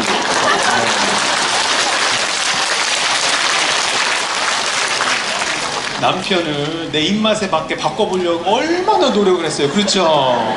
예, 술 좀 그만 마시라고 그러고 담배 좀 그만 피라고 그러고 맨날. 그런데 바꿔줘요, 안 바꿔줘요? 안 바꿔줘요. 사람은 웬만해서는 안 바꿔요. 엄청난 고통이 따르지 않고는 안 바뀌어요, 사람은. 그렇기 때문에 어떤 편이 훨씬 더 빠르다? 포기하는 거예요. 아셨죠? 여러분들 결혼했을 때 받은 것이 종합선물 세트를 받았다고 그러잖아요. 그래서 종합선물 세트 까보니까 뭐 마음에 드는 통조림 비싼 게 있고 마음에 안 드는 싸구려 식용유가 있어요. 그럼 식용유가 마음에 안 든다고 종합선물 세트를 싹 버릴 수가 있어요, 없어요? 네. 그 남편의 마음에 안 드는 점이 있어도 버릴 수가 없잖아요. 너무 늦었어. 그렇기 때문에 그냥 좋은 그 통조림 많으니까 좋은 거 계속 보다 보면은 어때요? 좋은 게 더 많이 이렇게 보여요. 어떤 분이 결혼을 했는데 자기가 그 남편을 보고 결혼했기 때문에 남편한테 넘버원일 줄 알았대. 그런데 딱 보니까 홀 어머니에서 자라서 그런지 몰라도 남편한테 넘버원은 시어머니들에, 넘버2가 시누이, 넘버3가 자기들에. 그래서 이건 좀 아닌 것 같다. 아니 나는 남편 보고 결혼했는데. 그래가지고 결혼하고 나서 넘버1 자리를 차지하려고 무사하게 싸웠대요. 엄청나게 싸웠는데, 그러니까 막 중간에서 남편이 너무 힘들어하더래요. 막 그래가지고 한 1년 2년 지나고 나서 포기를 했대. 어떻게? 내 자리는 원래부터 넘버3였구나. 그래가지고 넘버3 자리 딱 오니까 막 그냥 집안이 화평해. 그리고 남편이 너무 행복해.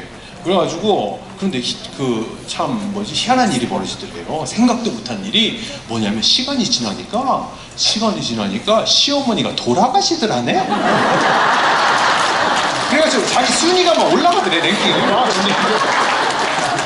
아니 처음부터 넘버원 자리를 차지하려고 안 되더니. 그래서 가만히 생각해보니까 남편한테 내가 막 결혼했을 때 엄마랑 산 게 길어요? 나랑 산 게 길어요? 엄마랑 산 게 길어요. 그래서 그렇다. 그 얘기 하더라고요. 우리 따라해보세요. 두 번째. 두 번째. 남편을 원망하지 말자. 네, 남편을 너무 원망하면 안 돼요. 왜냐면 남편을 자꾸 원망하는 마음을 키우면은 누구한테 나쁜 영향이 가는 줄 아세요? 자식한테 나쁜 영향이 가요. 왜냐면은 우리가 막 그 남편을 원망하는 말을 자꾸 키우면 나도 모르게 막 이 자식들한테 막 하소연 하잖아요. 예를 들어서 이런 거예요. 야, 니네 아버지는 너 어렸을 때 너 기저귀 한 번 안 가르쳤다? 뭐 이래. 그럼 그 얘기 듣고 있으면 속상해요? 안 속상해요? 속상해. 아이들이 우리 아버지는 나한테 관심도 없고 맨날 저런다고 무관심한 아버지 막 이래요. 그런데 한편으로는 엄마가 맨날 아버지에 대해서 이렇게 불평불만 얘기하는 것이 그 좋아요? 싫어요? 그것도 싫어. 그렇죠? 엄마가 그렇게 얘기하는 것도. 그래서 엄마가 그렇게 얘기하는 것도 싫고 아버지가 무관심한 것도 싫기 때문에 결혼관이 밝아진다? 어두워진다? 어두워져요. 그렇기 때문에 결혼하려고 한다? 안 하려고 한다? 안 하려고 해요. 결혼 막상 하고 나서도 또 본 게 그거라고 똑같이 남편 자꾸 뭐예요? 원망하는 마음을 또 키워요. 그렇기 때문에 그 끈을, 그 뿌리를 잘라내려고 하면 어떻게 해? 내가 원망하는 마음을 좀 내려놔야 돼요.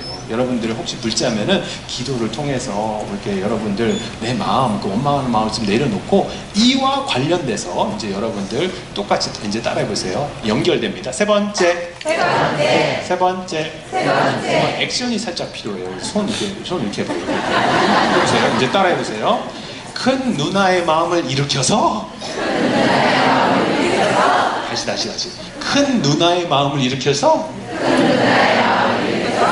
남편을 측은하게 여긴다. 아셨죠? 왜냐면 우리 한국 남자들 불쌍해요? 안 불쌍해요? 불쌍해요. 정말로 불쌍해. 이렇게 불쌍한 족속들이 없어 진짜. 아니 미국은 5시면 칼퇴근인데 우리는 칼퇴근 할 수 있어요? 없어요? 6시에 칼퇴근도 못하고 상관에 마시지도 못하는 술 막 회식 자리 끌려다니면서 마셔야 되고, 그리고 막 주말에 막 그 회사 나오라고 그러면 나가야 되고 힘들어요. 이게 맨날 야근하고 뭐 자기 일 빼고 뭐 다른 삶이 없어. 취미도 없고. 그러니까 너무너무 불쌍해요. 그래서 아이고 남편 우리 먹여 살리려고 얼마나 고생을 했나, 참 불쌍하다. 내가 저 사람 밥이라도 안 해주면 어디 가서 밥이라도 먹을 수 있나, 아이고 불쌍하다. 이런 식으로. 아셨죠? 예, 측은한 마음을 자꾸 일으켜 큰 누나의 마음으로. 아셨죠? 큰 누나의 마음으로 일으켜야 되는데, 근데 문제는 뭐냐면 여동생의 마음으로 사시는 분들이 있어요. 여동생의 마음으로 살면은 문제가 심각해져요. 왜냐면 남편이요 밖에 나가서 어렵고 힘든 일이 있을 때 아내한테 얘기할 수 있다 없다?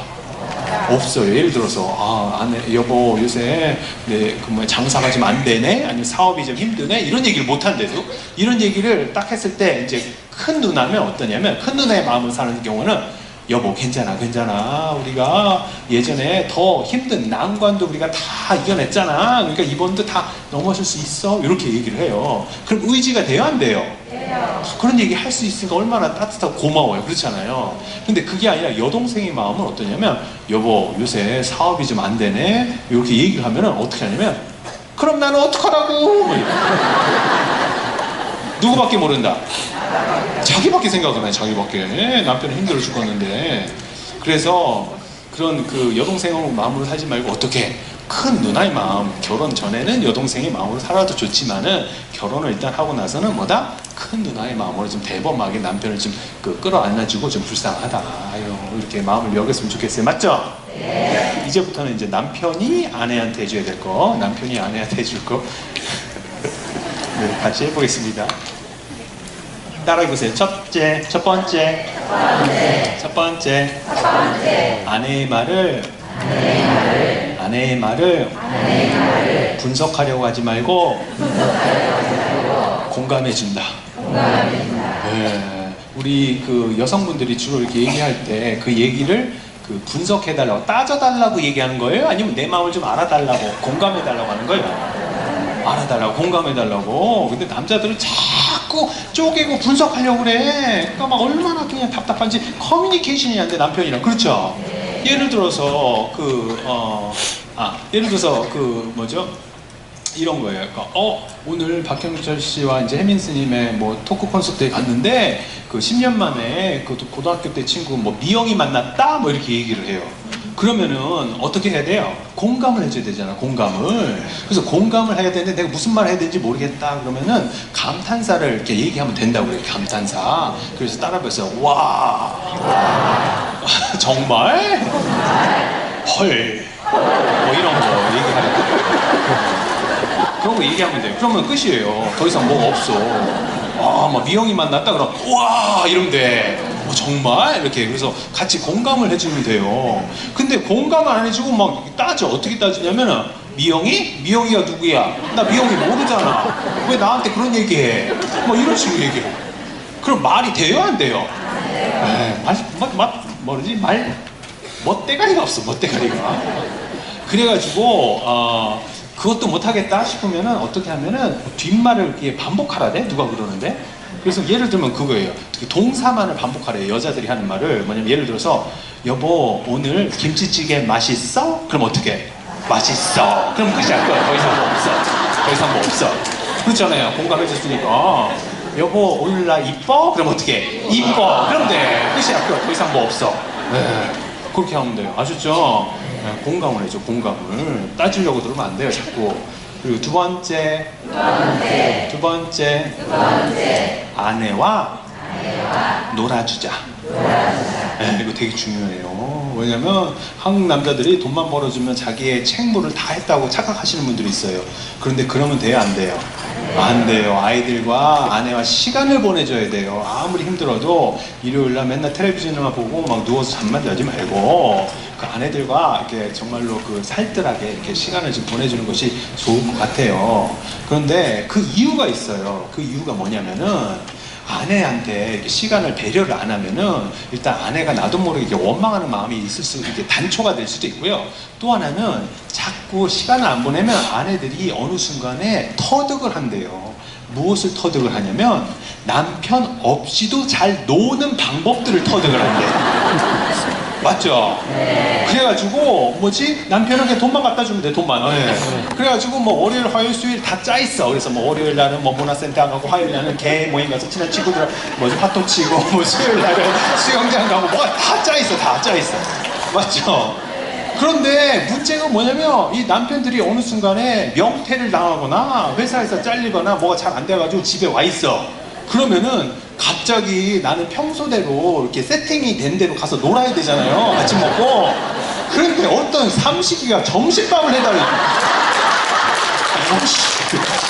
귀찮아요, 귀찮아요. 엄청 귀찮아. 그렇죠? 예. 그러니까 그럼 귀찮은 대접을 안 받으려면 어떻게 해야 돼요? 놀아줘야 돼, 놀아줘야 돼. 그렇잖아요. 그래서 친한 친구들하고 노는 것만 좋은 게 알았더니 우리 그 뭐예요? 그 뭐지? 내 아내하고도 아니 남편하고도 노는 것도 참 편하고 좋구나. 그것을 그런 감을 잃게 하면 안 돼. 맞죠?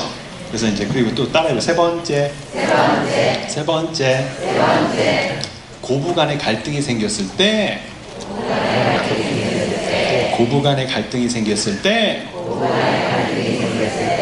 미래를 생각해서 아내 편을 들자.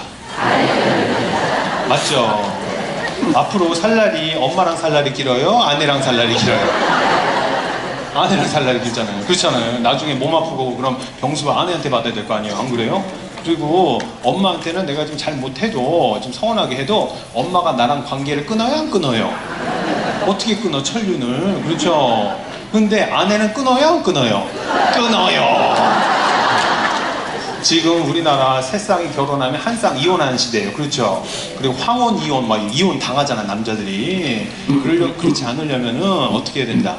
예, 아내한테 아내 편을 좀 드세요. 그리고 간혹 가다 보면은 어머니한테도 잘하려고 이제 아내한테도 잘하려고 하다가 양쪽 다 서운하게 하는 경우도 있는 것 같은데 일단 아내는 그 나를 보고 결혼했기 때문에 내가 좀 아내 편에 서서 지금 우리 가정을 조금 이렇게 좀 보호해 주는 것도 어떻게 보면 가정의 역할일 수 있다. 맞습니까? 네. 그래야지 아이들이 엄마 아버지 관계가 좋다라는 것을 보면서 그 정서적으로 안정이 돼요. 안정이 되면서 그 모습을 그대로 닮아서 결혼도 하고 그러는 것 같아요. 맞죠? 네. 그러면 뭐 한 가지만 더 얘기를 하고 그러면 저는 이제 물러나겠는데, 뭐냐면 우리가 불행한 이유 중에 하나는 가만히 보면은 남들과 자꾸 비교를 하는 것 같아요. 맞죠? 남들과 자꾸 비교하면서 내가 참 불행하다고 느끼는데, 그 비교를 하다 보면 나도 모르게 열등감이 자꾸 생겨요. 열등감. 그 열등감이 생겼을 때 이 열등감을 어떻게 해서 내가 이제 행복하게 할 수 있는가, 요 얘기를 좀 해볼게요. 그게 뭐냐면, 사람들은 다 열등감이 있다 없다? 있어요. 저도 열등감이 있어요. 저의 열등감은 뭔지 아세요, 여러분? 벌써 나오셨어. 키가 작아요, 제가. 171. 저는 근데 미국 가니까 190짜리가 너무 많아. 친한 친구들 190짜리들 많거든요. 걔네들이 저를 어떻게 본다? 내려다봐요. 저는 걔를 어떻게 봐요? 걔는 우러러봐야 돼, 나는 걔네들. 막 그런 생각이 들더라고. 우리나라에서는 잘 몰랐는데 미국 가니까. 그래가지고 이제 그 열등한 마음이 딱 드니까 이걸 어떻게 하면 좋을까라는 생각을 했어요. 그래서 어떻게 하냐면, 따라해보세요. 열등감을 받아들이고 열등감의 장점을 찾아본다. 그게 방법이더라고 보니까. 그래서 열등감을 안 받아들이고 남들한테 얘기를 못하기 때문에 문제예요. 그렇죠? 네. 그래서 저같이 이렇게 열등감 딱 얘기해버리면 그것이 나를 괴롭힌다, 안 괴롭힌다? 안 괴롭혀요. 그런데 사람들 얘기를 잘 못해요. 왜 못하는가 가만히 보니까, 다른 사람들이 나에 대해서 지대하게 관심이 있을 거라고 착각을 해. 다른 사람들이 나에 대해서 관심이 그렇게 있다 없다? 없다. 그러니까 막 얘기해도 돼요. 아셨죠? 네. 얘기하고 좀 자유로워지시는데, 얘기를 일단 한 다음에 그걸 뒤집어서 장점이 없는 걸 찾아보세요. 그래서 키 작은 것에 장점이 있는 걸 찾아보니까 있어. 뭐가 있는지 아세요, 여러분? 키가 작으니까, 제가 190이랑 같이 비행기 탄 적이 있거든요. 비행기를 타니까 이코노믹석을 타도 하나도 안 불편해. 키 작은 애들은 앞이 막 공간이 남어. 그래가지고 막 이렇게 해도 돼. 이렇게 해도 남어, 앞에. 190이랑 같이 탔거든요. 뉴욕에서 LA 갔는데, 걔네들은 막 무릎 앞이 닿아가지고 막 힘들어 죽으려고 그래요. 그래서 복도가 꼭 복도 좌석 앉아야 되고, 그래서 이렇게 하고 이렇게 그러더라고. 그리고 키 작으면은 이렇게 군중 속으로 쏙쏙 피할 수 있어. 그렇죠? 숨을 수 있어. 네, 얼마나 편리한데. 그래서 여러분들 제가 아는 어떤 분이 있는데, 그분 서울대 안 나왔는데 자기 막 서울대 나왔다 막 거짓말 치고 돌아다니는 분이 있어요. 그래서 이상하죠. 그럼 저 양반 왜 저러나 내가 속으로 그랬거든요. 그런데 세상에, 일단 그 양반의 열등감은 뭐예요? 가방끈이 짧은 거예요. 그래가지고 근데 희한한 일이 벌어졌어요. 그 양반이 막 열심히 방송통신대학을 다니더니 세상에 석사를 서울대학교로 가더라고. 그래서 박사까지 거기서 했어요. 그래서 내가 그걸 보고 깨달은 게 있어요. 뭐냐면, 저 양반이 열등감이 없었으면 박사까지 했을까 안 했을까? 안 했을 거예요. 그러니까 열등감이 좋은 점이 있어요, 없어요? 찾아보면 있어요. 찾아보면. 그래서 이제 무조건 저를 이제 지금부터 따라해 보시면 돼요. 일단 열등감을 받아들이라고 했잖아요. 그래서 따라해 보세요. 그래. 나 키 작다. 어쩌라고? 그래. 우리 집 콩가루다. 어쩌라고? 그래. 나 뚱뚱하다. 어쩌라고? 그래. 나 돈 없다. 어쩌라고? 그래. 나 가방끈 작다. 어쩌라고? 나의 열등감을 바탕으로 삼아서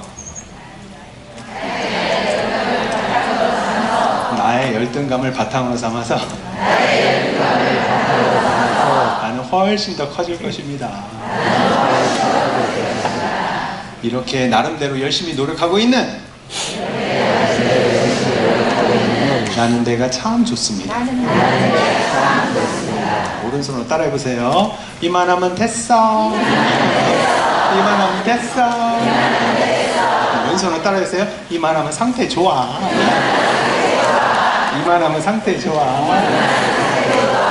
감사합니다.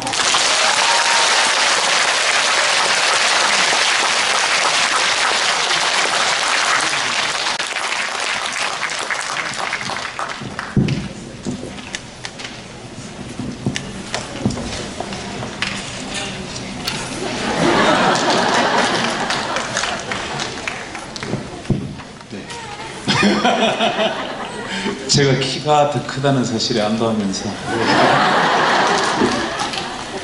안전키도 제가 크죠?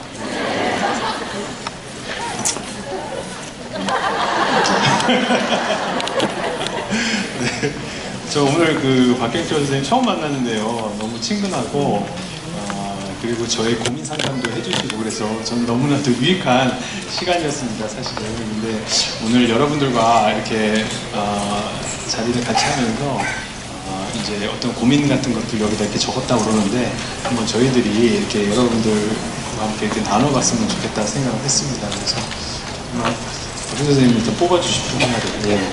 그래서 본인이 이 질문을 했다 그러면 일어나셔서 이렇게 좀 저희랑 대화를 좀 해봤으면 좋겠어요.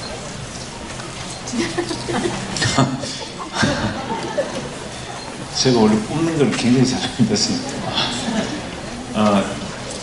유혜원 양이 초등학교 5학년인데 초등학교 5학년 유혜원 양이 어디 있죠? 혜원이 어디 오케이 그 마이크 줬죠? 혜원이한테 좀 이 지난식이 아주 크게 들 놈인데 그 이제 제 식으로 한번 해보죠. 혜원 이름이 뭐예요? 제 이름 혜원입니다. 다 같이 하이 혜원 하셨죠? 네, 이름이 뭐야? 저요? 유혜원이요. 하나 둘 셋. 하이 혜원. 질문해 주세요. 제가 읽어드릴게요. 저희가 엄마가 원하는 사람이 돼야 될까요? 내가 하고 싶은 일을 하는 사람이 돼야 될까요?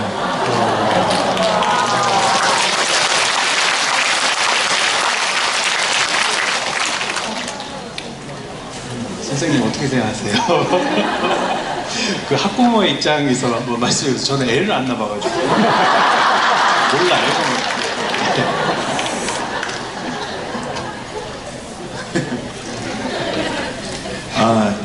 이게 사실은 어지간하면 답은 제가 스님한테 다 미룰 생각이었거든요. 근데 애 안 낳아봤다 하시는 바람에 혜원아, 원래는 네가 하고 싶은 일 하는 게 맞아. 엄마 하고 싶어하는 일이 중요한 게 아니라 네가 하고 싶어하는 일이 맞는데 문제는 아직 네가 하고 싶은 일이 뭔지를 네가 정확히는 아직 몰라. 왜냐면 자기 하고 싶은 일이 자꾸 바뀌거든. 예를 들면 1학년 때 간호사, 3학년 때 소방관, 5학년 때 국회의원 이렇게 바뀌듯이 너는 앞으로 네가 좋아하는 일이 계속 앞으로 조금씩 바뀔 거야. 너는 네가 하고 싶은 일을 엄마한테 난 이 일을 하고 싶어라고 계속 말해. 감추지 말고 엄마가 뭘 해도 상관없이 나는 이걸 하고 싶어라고 계속 말해. 이렇게 하다 보면 엄마가 왜 이 일을 하라고 말했는지 네가 엄마 마음을 알 때가 있을 거야. 그냥 네가 생각하는 길하고 엄마가 생각하는 길하고 답이 똑같아지는 순간이 오면 그때 한번 엄마하고 같이 마음을 털어놓고 토론을 해봐. 네가 하고 싶은 일을 하는 게 정답이고 하지만 네가 하고 싶은 일은 계속 바뀔 테니까 엄마는 네가 바뀔 거라는 걸 알고 지금 현재 이렇게 하는 게 어때라고 말하는 거거든. 그러니까 엄마 미워하지 말고 네가 하고 싶은 일을 하는 것은 맞지만 네 생각은 계속 바뀔 거라는 걸 네가 생각하는 게 정답일 것 같아.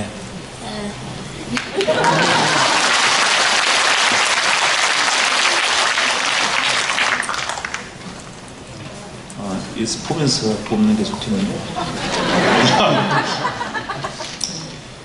이건 이제 어떤 분인지 대답은 안 하실 거고요. 스님. 네. 이분이 이제 제 딸 혜민이가 이름이 혜민이에요. 네, 그런 분들 되게 많아요, 그러니까. 제 딸 혜민이가 원치 않는 남자와 교제를 하고 있는데요. 어떻게 하면 헤어지게 할 수 있는지. 스님께들은 지금 앞에 혜민 스님이라고. 그래요. 그럼 이게 어떤 분이 그러셨어요? 이 질문 하신 분? 한번 손 들어보세요. 그 딸 혜민이 갖고 있는 분. 어떤 분? 손 들어보세요. 하나, 둘, 셋, 드세요. 아마 손 들기가 힘드실 것 같은데. 이거 드셔야 되는데. 네, 일단 그 혜민이라는 이름 참 좋아요. 그렇기 때문에 이 딸 아이가 이제 아마 훌륭한 선택을 하지 않을까라는 생각을 하고요. 저는 이렇게 생각합니다. 뭐냐면 그 아이들 그 미래를 내가 이렇게 내 입맛에 맞게 이렇게 바꾸고 싶지만 그게 아이들 그 내 맘대로 그게 잘 돼요, 안 돼요? 안 돼요. 안 돼요. 그렇기 때문에 그 아이들이 이렇게 결혼을 하는 어떤 결혼하는 게 아니라 지금 연애하는 거잖아요. 결혼하는 게 아니라 지금 연애를 할 때는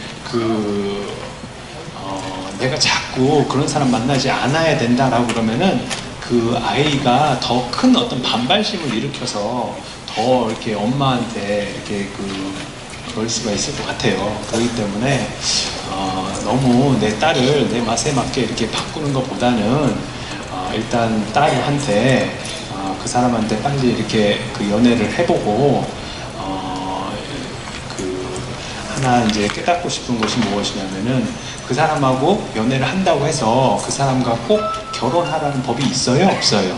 없어요. 없어요. 그렇기 때문에 괜히 내가 막 헤어지라고 하는 바람에 끝끝내 더 이렇게 붙어 있게 만들지 말고 좀 그냥 자연스럽게 물 흐르듯이 좀 이렇게 바라봐 줬으면 좋겠어요. 내 속으로 났지만은 그 아이가 내 것입니까?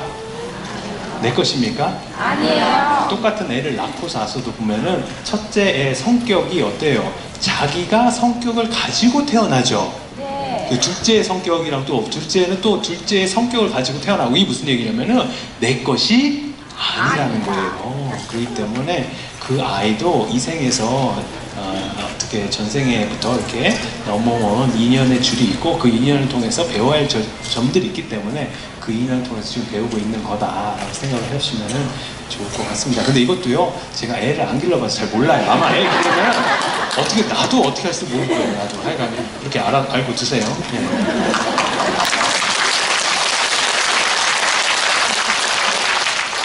또 하나 고르십시오.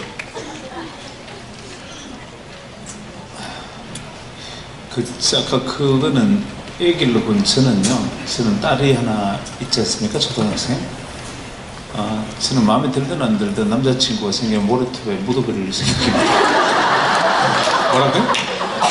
모래톱에다 묻어버릴 생각입니다. 무서워.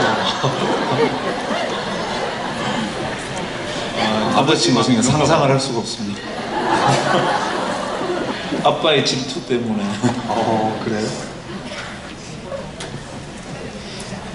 이건 제게 답을 말씀하신 건데요. 물질적인 조건 때문에 마음이 고달플 때 인천 경제적으로 답을 드리면요. 저는 이제 스님처럼 이렇게 많은 사색을 하고 혹은 뭐 이렇게 수행을 하고 산 사람이 아니니까 우리 보통 사람들은 경제적인 게 뭐 무소유다 뭐 이런 것은 절에서 가서 할 이야기지 우리가 밖에서 할 얘기는 사실 아니거든요. 막 힘들어가지고 살살 먹을 일이 돈도 없어가지고 아이가 막 우유값이 없는데 무소유 이러고 있으면 안 되니까 저는 이제 경제적인 부분에 저는 이렇게 생각합니다. 인간은 존엄할 권리가 있고요. 인간의 존엄성을 확보할 수 있는 최소한의 경제적 자유는 누려야 된다고 생각합니다. 인간이란 내가 최소한 존엄한 인간으로 살아갈 수 있을 만큼의 경제적 자유가 있어야 됩니다. 다만 그 존엄의 기준은 사람마다 좀 다릅니다. 어떤 사람은 나는 벤츠 정도는 몰고 다녀야 내 삶이 존엄하다 이렇게 생각하는 사람도 있을 테고 어떤 사람은 하루 세끼 밥 먹고 아이들 학비 정도 줄 수 있고 그냥 셋이 있고 일주일에 한 번 정도 어디가 짜장면 한 그릇 먹을 수 있으면 나는 참 존엄해 이 사람 이렇게 생각하는 사람들이 있겠죠. 근데 어쨌거나 간에 우리 모두가 사회라는 것은 누구든 그가 성실하고 근면하다면 나태하고 태만하지 않다면 성실과 근면으로 살아왔을 때 내가 존엄할 만큼의 경제적 자유를 가질 수 있도록 하는 것이 바른 사회입니다. 만약에 사회가 성실하고 근면한 사람이 존엄한 삶을 살 수 없는 사회는 나쁜 사회죠.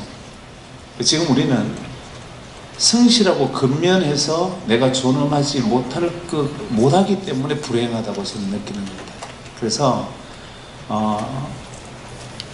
나는 성실하고 근면했는데 내 삶이 존엄할 만큼의 경제적 자유가 없다라면요. 내 개인의 문제가 아니라 같이 고민해야 되죠. 나태하고 태만한 것은 본인의 책임입니다. 하지만 성실하고 근면한 사람이 일반적으로 자기 삶을 존엄할 수 있는 경제적 자유를 가질 수 있는 기회를 주는 것, 최소한 그런 사회를 만들어가는 것이 우리가 함께 노력해야 되는 일이고요. 여기 로터스월드 혹은 여기 수원에 계신 부자님들도 이 자리에 모여 계신 것도 아마 그런 가치에 동의하기 때문이라고 저는 생각합니다. 그래서 혹시 우리가 그런 부족한 점이 있다면 그런 사회를 함께 만들어야지 개인의 문제로 해결할 수 없다고 생각합니다. 그러면 제가 질문이, 이분이 지금 당장 할 수 있는 것은 무엇일까요? 이분이 지금 당장 할 수 있는 거. 당장 할 수 있는 거요? 본인이 괴롭죠. 물질적 조건 때문에 마음이 고달프다고 하셨잖아요. 아마 이렇게 말씀하신 분들은 분명히 본인이 성실한 삶을 사시는 분이라고 생각해요. 죽도록 고생하고 뭐 택배를 낮에 일하고 밤에 택배하고 또 낮에 택배하고 밤에 뭐 대리기사하고 이렇게 살아가지만 고달픈, 당장 할 수 있는 일요, 내 문제뿐만 아니라 사회의 문제를 같이 고민했으면 좋겠어요. 그러면 훨씬 마음이 덜해질 겁니다. 왜냐하면 내가 내 문제를 스스로 해결할 수 없다는 좌절과 절망은 크기 때문에요. 사회를 내가 이렇게 열심히 살아간다면 행복할 수 있는 사회를 만드는데 나는 같이 그 사회의 일원이 되겠다는 사회 계획 의지를 같이 갖는 것, 그게 저는 옳다고 생각합니다. 네, 좋은 말씀이셨습니다. 박수 한번 주세요. 제가 한번 골라보겠습니다.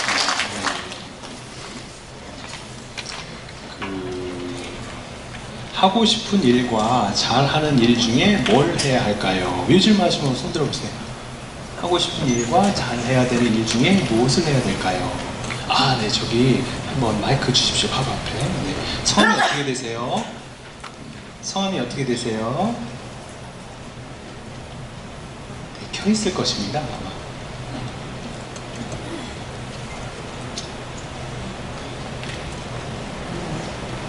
마이크.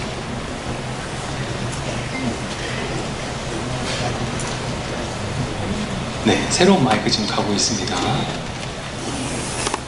근데 가만히 보면 이 질문이요, 아주 정말로 많은 분들이 이렇게 질문하는 질문이에요. 내가 하고 싶은 일과 잘하는 일 중에 무엇을 해야 될까요? 네, 성함이 어떻게 되세요? 네, 저는 이길복입니다. 하나, 둘, 셋. 이길복. 네, 말씀하세요. 네, 제가 질문드리고 싶은 건 이제 제가 25이고요. 네. 대학교 2학년 2학기를 마치고 이제 내년에 3학년을 이제 다녀야 되는데, 네. 제가 한 2년 정도 휴학을 좀 길게 하다가 다시 이번에 복학을 했어요. 근데 그게 이제 제가 하고 싶은 일을 좀 해보고 싶어서 그거를 좀 도전을 해보다가 지금 어느 정도 약간 한계에 부딪혀서. 그게 구체적으로 무엇이죠? 영화 관련된 일을 좀 해보고 싶어서. 네. 아, 그러세요? 근데 그걸 해보니까 지금 어렵다라는 것을 느낀 건가요? 아니면은? 네, 그러니까 시간이 너무 일단 많이 걸리고, 네. 그다음에 그러니까 네, 경제적인 문제도 그렇고. 압박이 오니까. 네. 네. 그래서 영화 말고 그냥 잘하는 일이 뭐죠? 그러니까 지금 제 전공이 저랑 크게 이렇게 딱 맞진 않는데. 딱 맞진 않지만 그래도 이거를 제가 못하고 있진 않거든요. 그래서 그 전공이 뭐죠? 관광 쪽이요. 관광? 네. 아, 관광업 쪽으로? 네. 네. 그럴 때 이제 어떻게 하면 좋겠냐라는 질문이신데요. 저는 이것에 대한 답은 이렇게 얘기합니다. 어떻게 하냐면 둘 다를 해보려고 해라. 둘 다를 동시에 할 수 있으면 해보려고 해라. 왜냐면 목구멍이 뭐라고 그러죠? 포도 자려고 풀칠을 좀 해야 될 거 아니에요, 우리가 현실적으로. 그렇기 때문에 잘하는 것을 함으로써 내가 일단 풀칠은 좀 하고, 그렇지만은 풀칠 하고 나서 이제 시간이 좀 남으면 시간을 내가 만들어서 잘할 수 있는 분야에 한번 이렇게 계속해서 해보면 좋은데요. 지금 제가 이 말을 해주고 싶어요. 우리가 맛있는 음식을 딱 먹었을 때, 이 음식이 맛있다, 아니면 맛이 없다라는 것을 그 음식을 다 끝까지 먹어야지 알아요? 아니면 한 입만 딱 먹어보면 알아요? 한 입만 딱 먹으면 알잖아요. 그래서 정말로 하고 싶어 하는 것이 실제로 해봤을 때 내 생각과 다를 수가 있어요. 그리고 반대로 정말로 이게 나한테 잘 맞는다라고 생각할 수가 있어요. 그래서 이것은 금방 알 수가 있어요. 그렇게 오래 안 걸려요. 진짜 해보면은 한 두세 달만 해보면은 이게 내가 잘 맞는다 안 맞는다가 금방 나오거든요. 근데 사실 저 같은 경우도 이제 승려하기 전에 이제 하고 싶은 게 영화 감독이었어요. 그래가지고 고등학교 3학년 때 8mm 영화를 찍어봤거든요. 찍으면서 느꼈어요. 이게 내 길이 아니구나. 금방 느껴졌어요. 왜냐면 막 그 영화는 보면 재밌고 막 로맨틱하고 이러잖아요. 근데 막 찍으려고 그러니까 뭐 태양이 여기 있는 태양이 여기로 와야지 뭐 씬이 잘 되는데 여기까지 오기 3시간이 기다려야 돼. 30초 찍는데 힘들더라고. 그리고 막 관계 사람들과 혼자 찍는 게 아니라 여러 사람들이랑 같이 찍는 거잖아요. 그러니까 이게 내가 생각했던 것과는 사실은 맞지 않는다라는 것을 그때 처음으로 경험을 했어요. 이것처럼 어떤 것을 이렇게 실제로 했을 때 나랑 안 맞는다는 것을 금방 알면은 빨리 접고 다른 걸 또 생각할 수 있잖아요. 그렇기 때문에 그러한 경험을 바로바로 하는 것이 좋고요. 네, 그래서 그리고 또 하나는 뭐냐면 그러한 새로운 어떤 분야, 지금 말씀하신 영화든 아니면 어떤 길이든 간에 그 길에서 내가 먹고 살 만큼 어떠한 그런 안정적인 그 프로의 그러한 대접을 받으려면은 많은 사람들이 그러잖아요. 벌써 알죠. 10,000시간의 법칙이라고 아시죠? 네, 10,000시간이 걸린다라고 그러더라고요. 그래서 그 한 분야에 내가 제대로 좀 안다. 그러려면은 한 5년에서 한 10년 사이에 시간을 투자할 준비를 좀 갖추어라 라고 그래요. 그래야지 뭐 제대로 뭐 돈도 좀 벌고 이러니까 처음에 초창기 뭐 1, 2년 내가 노력하는데 돈도 안 되고 되게 고생하는 것은 어떻게 보면은 당연하기 때문에 그런 각오를 하고 이렇게 들어가시는 게 좋을 것 같다라고 생각합니다. 그래서 두 개를 다 포기하지 말고 할 수 있는 데까지 양쪽을 다 이렇게 병행하시길 바라겠습니다. 박수 한번 주세요.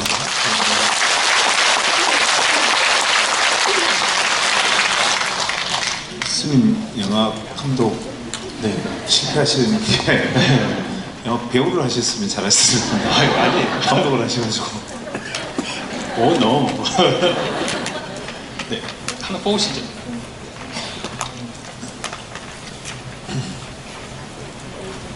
이거 스님이 답하시면 좋을 것 같은데요. 진짜 싫은 사람은 어떻게 계속 봐야 하나요? 잘 지내보려고 해도 자신이 행복하지 않습니다. 네. 진짜 옆에 되게 싫은 사람이 한 분 있는데 계속 봐야 하나 봐요. 미로 짐작이 가는데 못 알아듣잖아요, 이렇게. 네, 이건 일단 박경철 선생님이 일단 한 수 드시고 제가 도움을 드리겠습니다. 이게 보기 싫은 사람이라는 존재가 먼저 명확히 알면 남편이다 뭐 이런 식으로 이분 한번 손 들어보세요. 하나, 둘, 셋. 지금 질문하신 분. 이거 누구나 다 겪는 거예요. 하나, 둘, 셋. 어디요? 어디? 저 마이크 좀 절로 좀 빨리 보내주세요. 저 위에. 마이크 빨리. 손 들으세요. 손 들고 계세요. 손 들고 계세요. 계속해서 손 들고 계세요. 제가 질문자는 아닙니다. 그제? 아니요, 질문자가 해야 돼요. 이거는 질문자가. 질문한 사람은 아닙니다.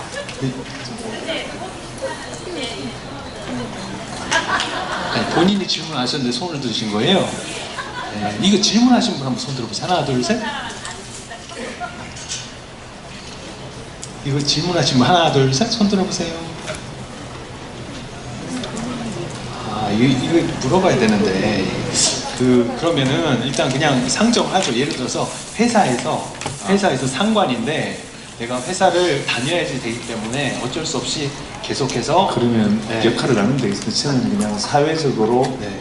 보기 싫은 사람을 만나야 될 때 네. 스님은 어쩔 수 없이 꼭 봐야 되는 사람이 보기 싫을 때 네. 말씀하세요. 사실 여기 저보다 선배님 말고 이제 여기 좀 젊은 분들을 대상으로 말씀드리면 제가 되게 아끼는 말이 하나 있습니다. 철학자 니체가 한 말인데요. 익숙하지 않은 것과 이별하고 익숙한 것과 이별하고 익숙하지 않은 것에 선의를 가진다는 말인데, 익숙하지 않은 것에 선의를 가지기 굉장히 어렵습니다, 우리는. 왜냐하면 오늘 저녁에 갑자기 이제 시간이 비어가지고 누구하고 저녁을 먹어야 될 수 있는 시간이 생기면 제일 먼저 누가 떠오르겠습니까? 제일 친한 친구가 떠오르겠죠. 그러니까 항상 내 마음을 알고 내 눈빛만 쳐다봐도 내 마음을 알아주는 친구한테 제일 먼저 전화해서 시간 있나 이렇게 물어볼 겁니다. 근데 그 친구가 나 오늘 바쁜데 하면 그 다음 친한 친구 뭐 이렇게 연락을 하겠죠. 그러다 친한 친구들이 다 바쁘면 혼자 먹고 말자 이러지 않겠습니까? 근데 사실 친한 친구하고 둘이 앉아서 밥을 먹어보면요, 하루 종일 밥 먹으면서 내내 하는 이야기가 진짜 뻔한 이야기를 합니다. 그냥 예를 들면 뭐 어제 저녁에 검색어 1위 했는 뭐 뉴스 혹시 뭐 땅콩 그 뭐 이야기 들었나 뭐 이런 얘기를 한다든지, 아니면 거의 뭐 어제 저녁에 뭐 미생 드라마가 어떻게 마무리했는데 뭐 이런 얘기를 하고 있게 되죠. 근데 만약에 그 시간에 내가 오늘 저녁을 먹을 수 있는 기회가 있었는데 내가 되게 불편하고 평소에 가까이 하지 못했던 사람이나 처음 보는 사람에게 저녁 먹자고 청을 해서 저녁을 먹으면요, 처음부터 긴장을 합니다. 어떻게 긴장을 하느냐면, 내가 어떤 사람인지 이 사람에게 보여주기 위해서 나를 굉장히 가다듬어서 설명하기 위해서 되게 노력해야 되고요. 친구하고 먹으면 그렇게 느슨하게 이렇게 앉아서 막 다리 올리고 밥 먹을 일도 단정하게 앉아서 밥을 먹게 되고요. 내가 하는 이야기도 내가 어떤 사람인지 나를 설명하기 위해서 내가 되게 애쓰게 됩니다. 또 친한 친구는 어차피 잘 알기 때문에 그냥 의식적으로 편하게 밥을 먹지만, 내가 잘 모르는 사람과 불편한 사람과 밥을 먹으면 그가 어떤 생각을 가지고 있고 무슨 말을 하려는지 내가 신경을 곤두세우고 그를 읽으려고 굉장히 노력을 하죠. 즉, 익숙한 사람하고 만나서 시간을 함께 보내면 나는 모든 파워를 끄고 느슨해져 있지만, 내가 익숙하지 않은 사람, 불편한 사람하고 같이 앉아 있으면 나는 모든 게 이 감각기가 곤두선 채로 내가 살아 있습니다. 그래서 익숙하지 않은 사람과 늘 함께 가까이 하면요, 늘 상대를 읽거나 이해하거나 알려고 하는 노력들, 또 나를 정돈해서 보여주려고 하는 노력들이 항상 습관화가 되기 때문에 그 과정을 통해서 내가 진보하고 나아지는 측면이 있습니다. 그래서 사람을 만나면 늘 새로운 사람을 만나고, 여행을 가면 늘 새로운 여행을 하고, 책을 읽으면 읽지 않는 분야의 책을 읽어야 되는 이유가 그것이 곧 나를 살아있게 하고 나를 나아가게 하기 때문이죠. 예, 너무 좋습니다.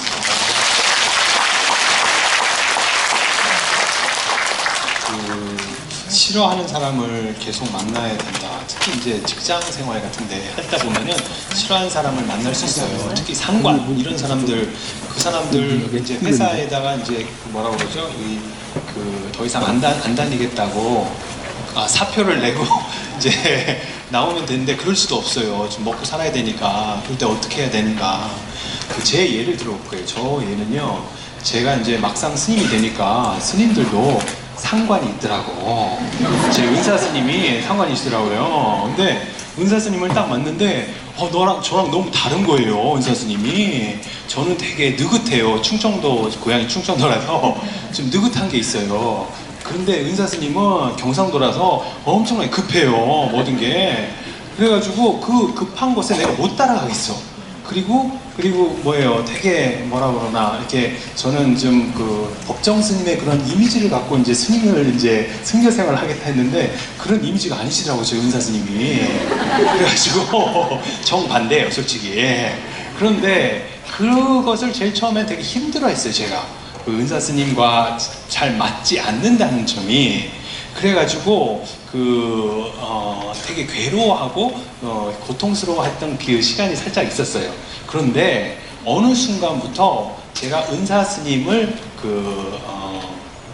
좋아하게 되는 어떤 이유가 있었는데, 그게 어느 때냐면 은사 스님께서 제가 딱 봤을 때 제일 처음에 항상 그렇게 우락부락 하시면서 되게 강한 분인 줄 알았는데, 어느 순간에 은사 스님이 되게 외국 생활 오래 하시면서 외로워하는 모습을 제가 처음 봤어요.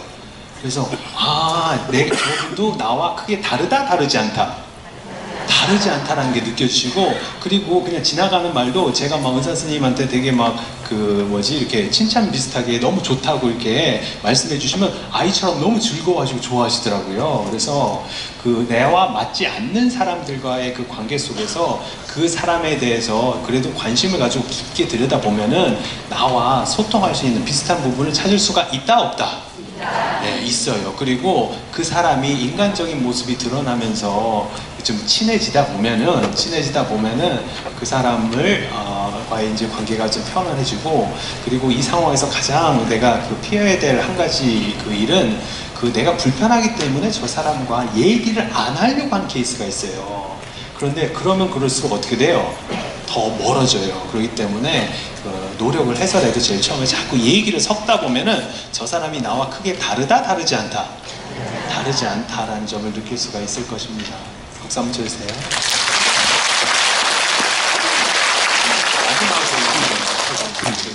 이게 마지막 떨어지는데요. 이게 가장 난감한 질문 같은데, 이게 제게 묻긴 했지만 제가 짧게 대답하면 또 방금처럼 스님이 해안으로 풀어주시면 좋겠습니다. 아닙니다. 예. 사실 그 다음에 제가 또 스님을 여쭤보고 싶은 것도 마지막 하나 더 있거든요. 예. 긴장을 좀 하셔야 됩니다. 마지막 질문인데요. 저는 제가 세상에서 제일 불행한 사람이라고 느끼는데, 이 시간 어떻게 해야 되냐 이런 질문이셨는데, 사실 제가 컨닝을 했어요 방금. 그래서 그냥 이야기 하나가 또 떠올랐는데, 저는 이제 직업이 원래 외과 의사입니다. 가끔 그걸 깜빡깜빡하고 저한테 뭐 이렇게 의학적으로 가르치려는 분들이 가끔 계시는데요. 얼마 전에 밥 먹는데 누가 저한테 대장암이 어떻게 생기는지에 대해서 한참 설명을 하시더라고요. 그래서 제가 죄송한데 그걸 제가 전공을 했습니다. 그러니까 아차 하고 이제 뭐 그럴 때가 있었는데, 제가 이제 외과 의사를 하면서 되게 눈여겨봤던 점이 하나 있습니다. 제가 많은 사람들의 죽음을 봤어요. 외과에서는 이제 산부인과에서는 늘 생명을 보지만 외과에서는 늘 죽음을 보죠. 대부분의 환자들이 저한테 와서 죽습니다. 그 의사라는 직업이 참 특별한 직업이에요. 왜냐하면 사람이 의도하건 의도하지 않건 세상에 태어나서 눈 떠서 제일 먼저 보는 것은 의사 얼굴입니다. 엄마 다리 밑에서 쑥 나와서 보면요, 의사가 내려다보고 있어요. 그 다음에 죽을 때 제일 옆에 있는 게 의사입니다. 그래서 의사라는 직업이 환자하고 사실은 좀 가깝고 친밀해야 되는 직업이에요. 늘 죽음을 이렇게 보면서 사람이 제일 마지막 죽을 때 마지막 남기는 이 말이 무엇일까를 제가 이게 적어본 적이 있습니다.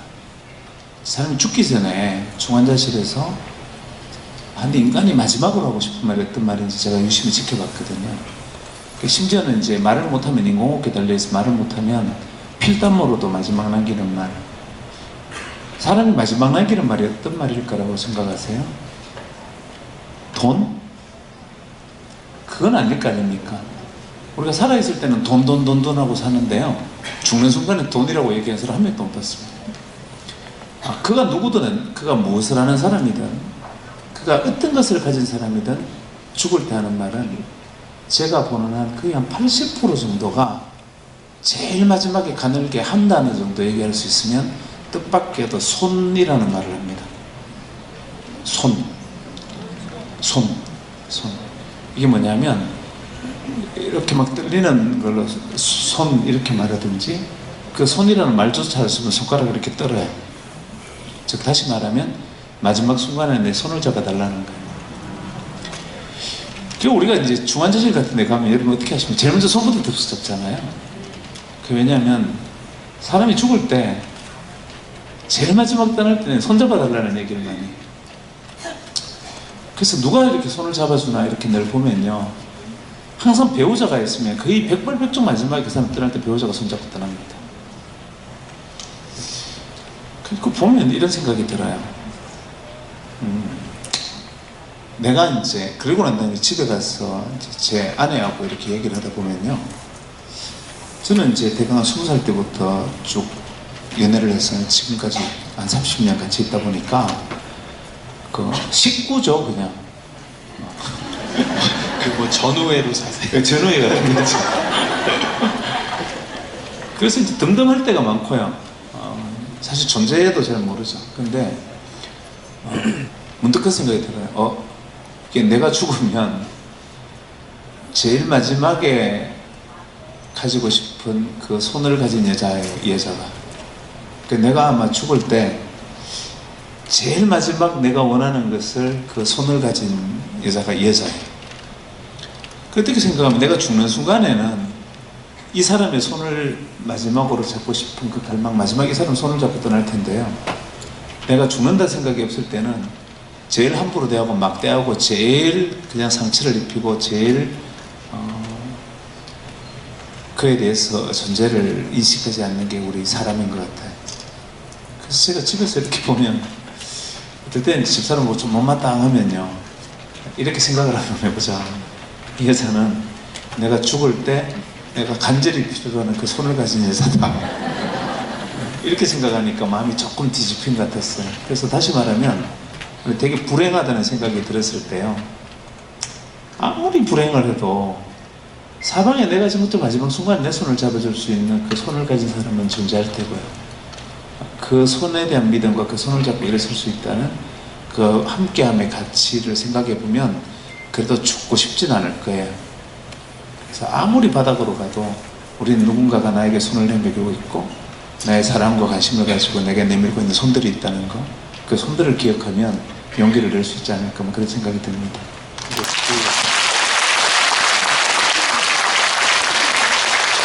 결혼하는 우리 스님들은 어떡하라고?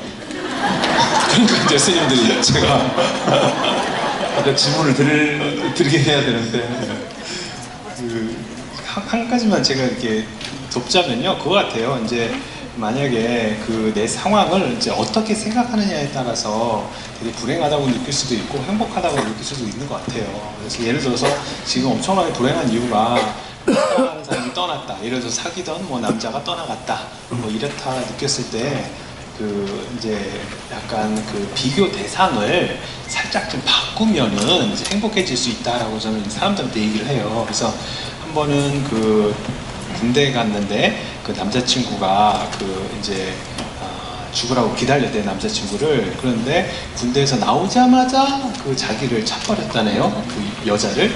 그래서 본인이 이제 그 남자한테 차임을 당해서 스님 어떻게 하면 좋겠습니다, 너무너무 불행합니다, 저한테 그러는 거예요.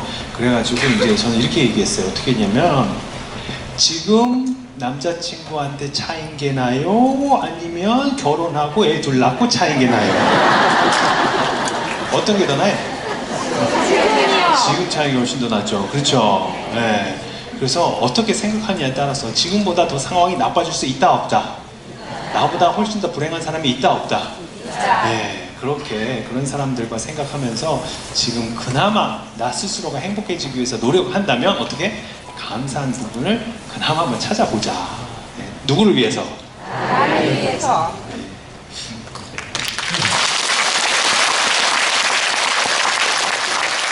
저는 사실 스님들한테 여쭤보고 싶었던 게요, 왜 스님 되셨어요? 이런 질문 지금 엄청나게 많이 받아요. 네.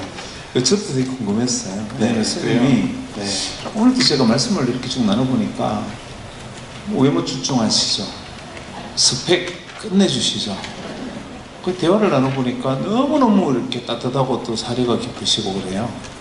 이분이 왜 스님이 되셨을까? 네. 제가, 그러니까 저도 사람들한테 이제 쉽게 얘기할 수 있는 게 뭐냐면은, 그러니까 정말로, 제가 정말로 그 고등학교 1학년 때 사는 게 무엇인가, 그리고 죽으면 어떻게 되느냐라는 질문에 엄청나게 꽂혔어요. 꽂혀가지고 크리슈나무르티라고 여러분 아세요? 네. 그래서 자기로부터의 혁명이라는 책을 처음에 읽었어요. 이제 자기 혁명 쓰셨잖아요. 근데 그 자기로부터의 혁명이라는 책이 있어요. 근데 보통 저는 혁명이라 그러면 사회를 혁명시켜야 된다고 생각했거든요. 근데 이 양반은 자기로부터의 혁명, 자기 생각으로부터의 혁명을 진정한 혁명이다라고 얘기를 하고 있어요. 그래가지고 저는 그게 엄청난 충격이었어요. 특히 어떤 부분에서 그 소리를 듣지만은 듣는 사람은 없고 들음만 있다, 이런 얘기가 있어요. 보는 것은 있지만은 보는 사람은 없다, 이런 얘기가 있어요. 그래서 도대체 이게 무슨 말인지 모르겠는데 엄청나게 중요한 말 같아요. 그래서 크리슈나무르 책을 거의 다 달달하다 외우다시피 했어요. 고등학교 한 2학년 때, 1학년 때. 그러면서 엄청난 그 큰 스님 책이라든가 명상서를 막 도파하기 시작을 했어요. 그러다 보니까 깨달음을 내가 나도 모르게 얻고 싶다라는 것이 고등학교 때부터 있어가지고 그 누가 깨달음을 준다 그러면은 다 쫓아다녔어요. 정말로.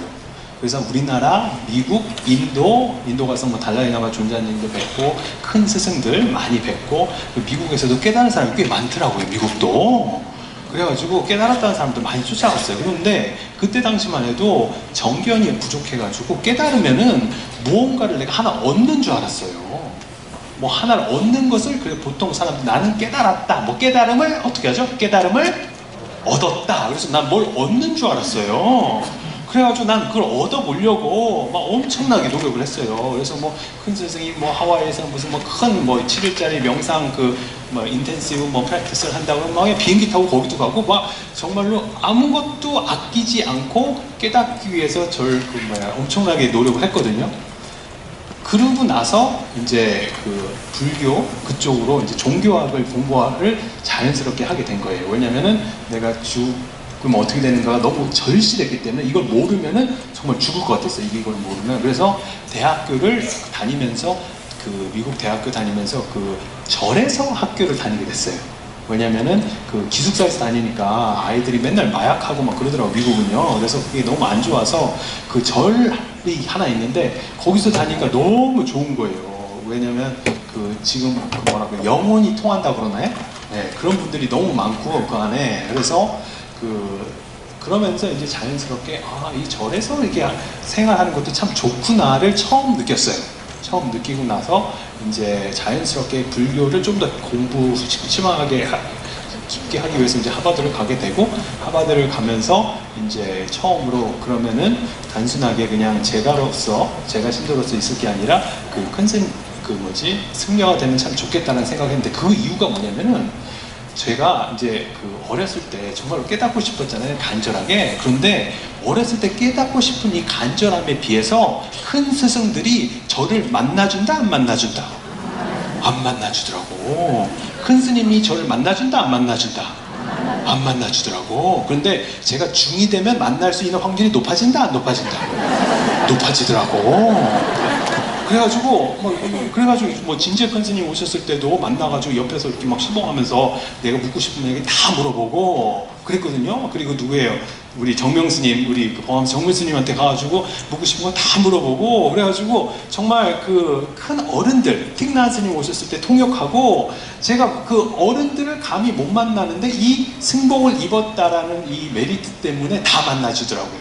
예, 그렇죠. 그래서 장점이 많아가지고 승려가 됐어요. 네.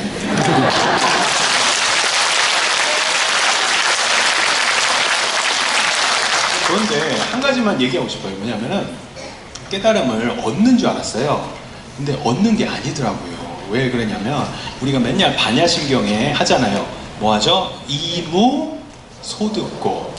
이무소득고. 이게 뭐예요? 소득이 있다는 거예요? 없다는 거예요? 소득이 없다는 것을 아는 고로 뭐다?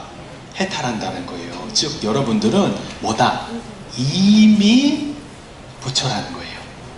이미 내가 뭘 해서 부처가 되는 게 아니라 열심히 노력해서 부처가 되는 게 아니라 뭐예요? 내 생각을 내려놓고 완전히 텅 비어져 있는 그 생각의 구름이 나라고 붙잡는 게 아니라 그 구름을 일으키는 그 바탕인 마음 하늘이 나였구나를 그냥 여실히 드러내는 거. 그것이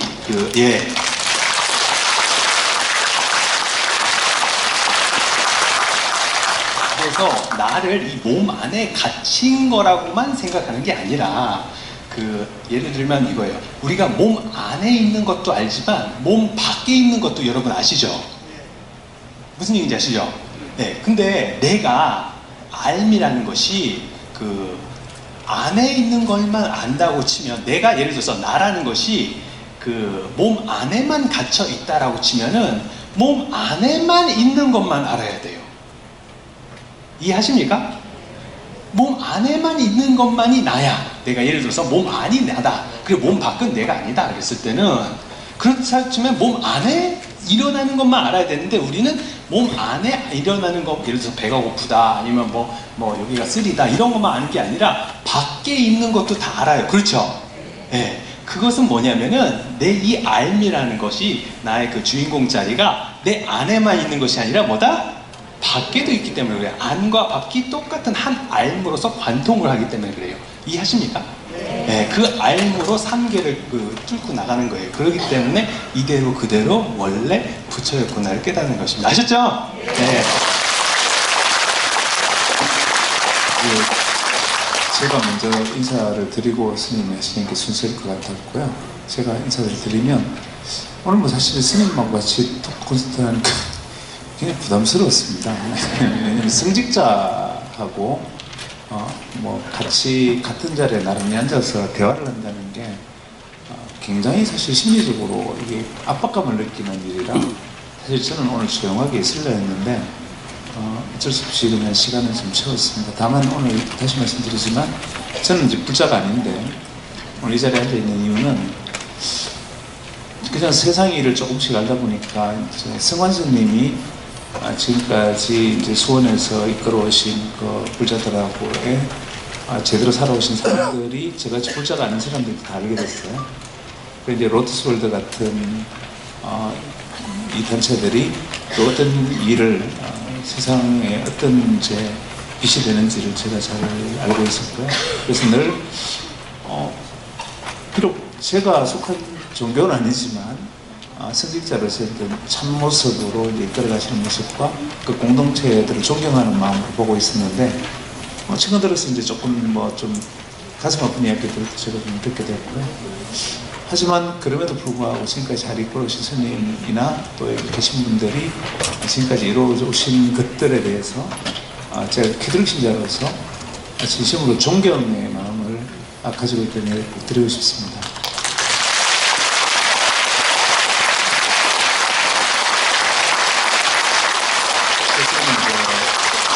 아까 말씀드린 대로 크리스마스 이브잖아요. 그래서 이제 성탄절 인사를 해야 되니까 나무 메리 크리스마스.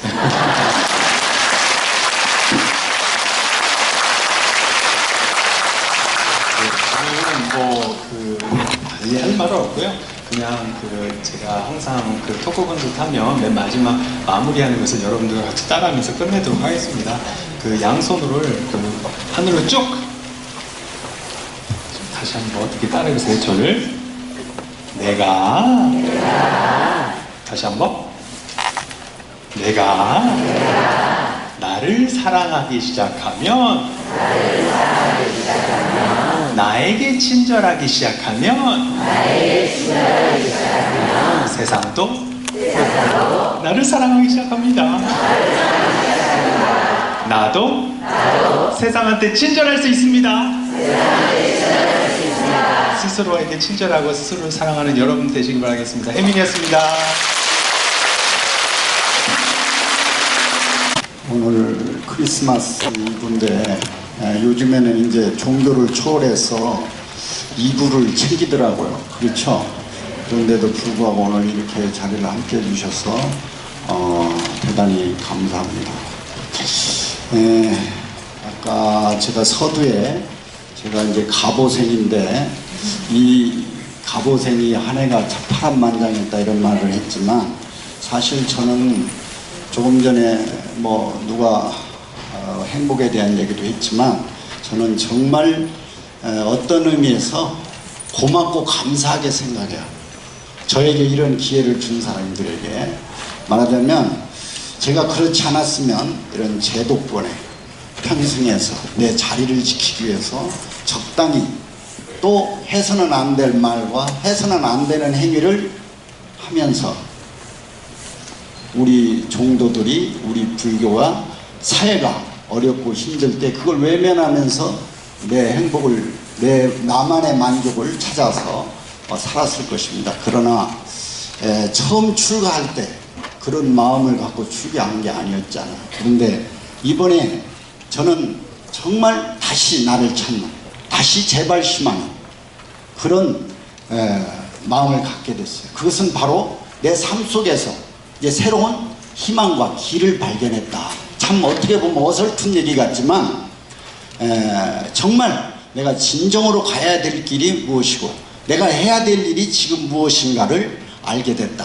이것만으로도 저는 정말 그 분들에게 감사하고 저는 감사합니다. 그래서 앞으로도 여러분들이 이 시간에 저를 10여 년 동안 후원했고 여기 지금 기망과 원장님 내외가 서로 원장을 주고 받고 뭐 이러는데 여기 계시면서 정말 눈먼 사람들 그냥 버려진 사람 1000여 명을 이렇게 눈을 뜨게 하고 몇만 명을 진료를 해줬어요. 그런데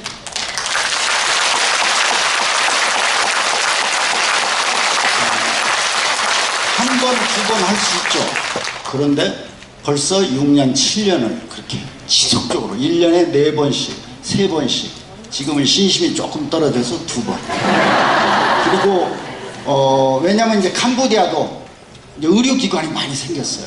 그리고 그런 인연으로 캄보디아 정부에서 우리 그 설립자이신 김한과 설립자이신 그 두 분의 이제 그 친정 아버님이고 또 장인어른이죠. 김희수 총장님을 정부가 초청해서 거기에 지금 캄보디아 푸놈펜 한 가운데 700에서 800여 평 되는 안과 전문 병원을 한국 정부가 50억, 자부담 25, 75억을 들여서 설립을 했어요.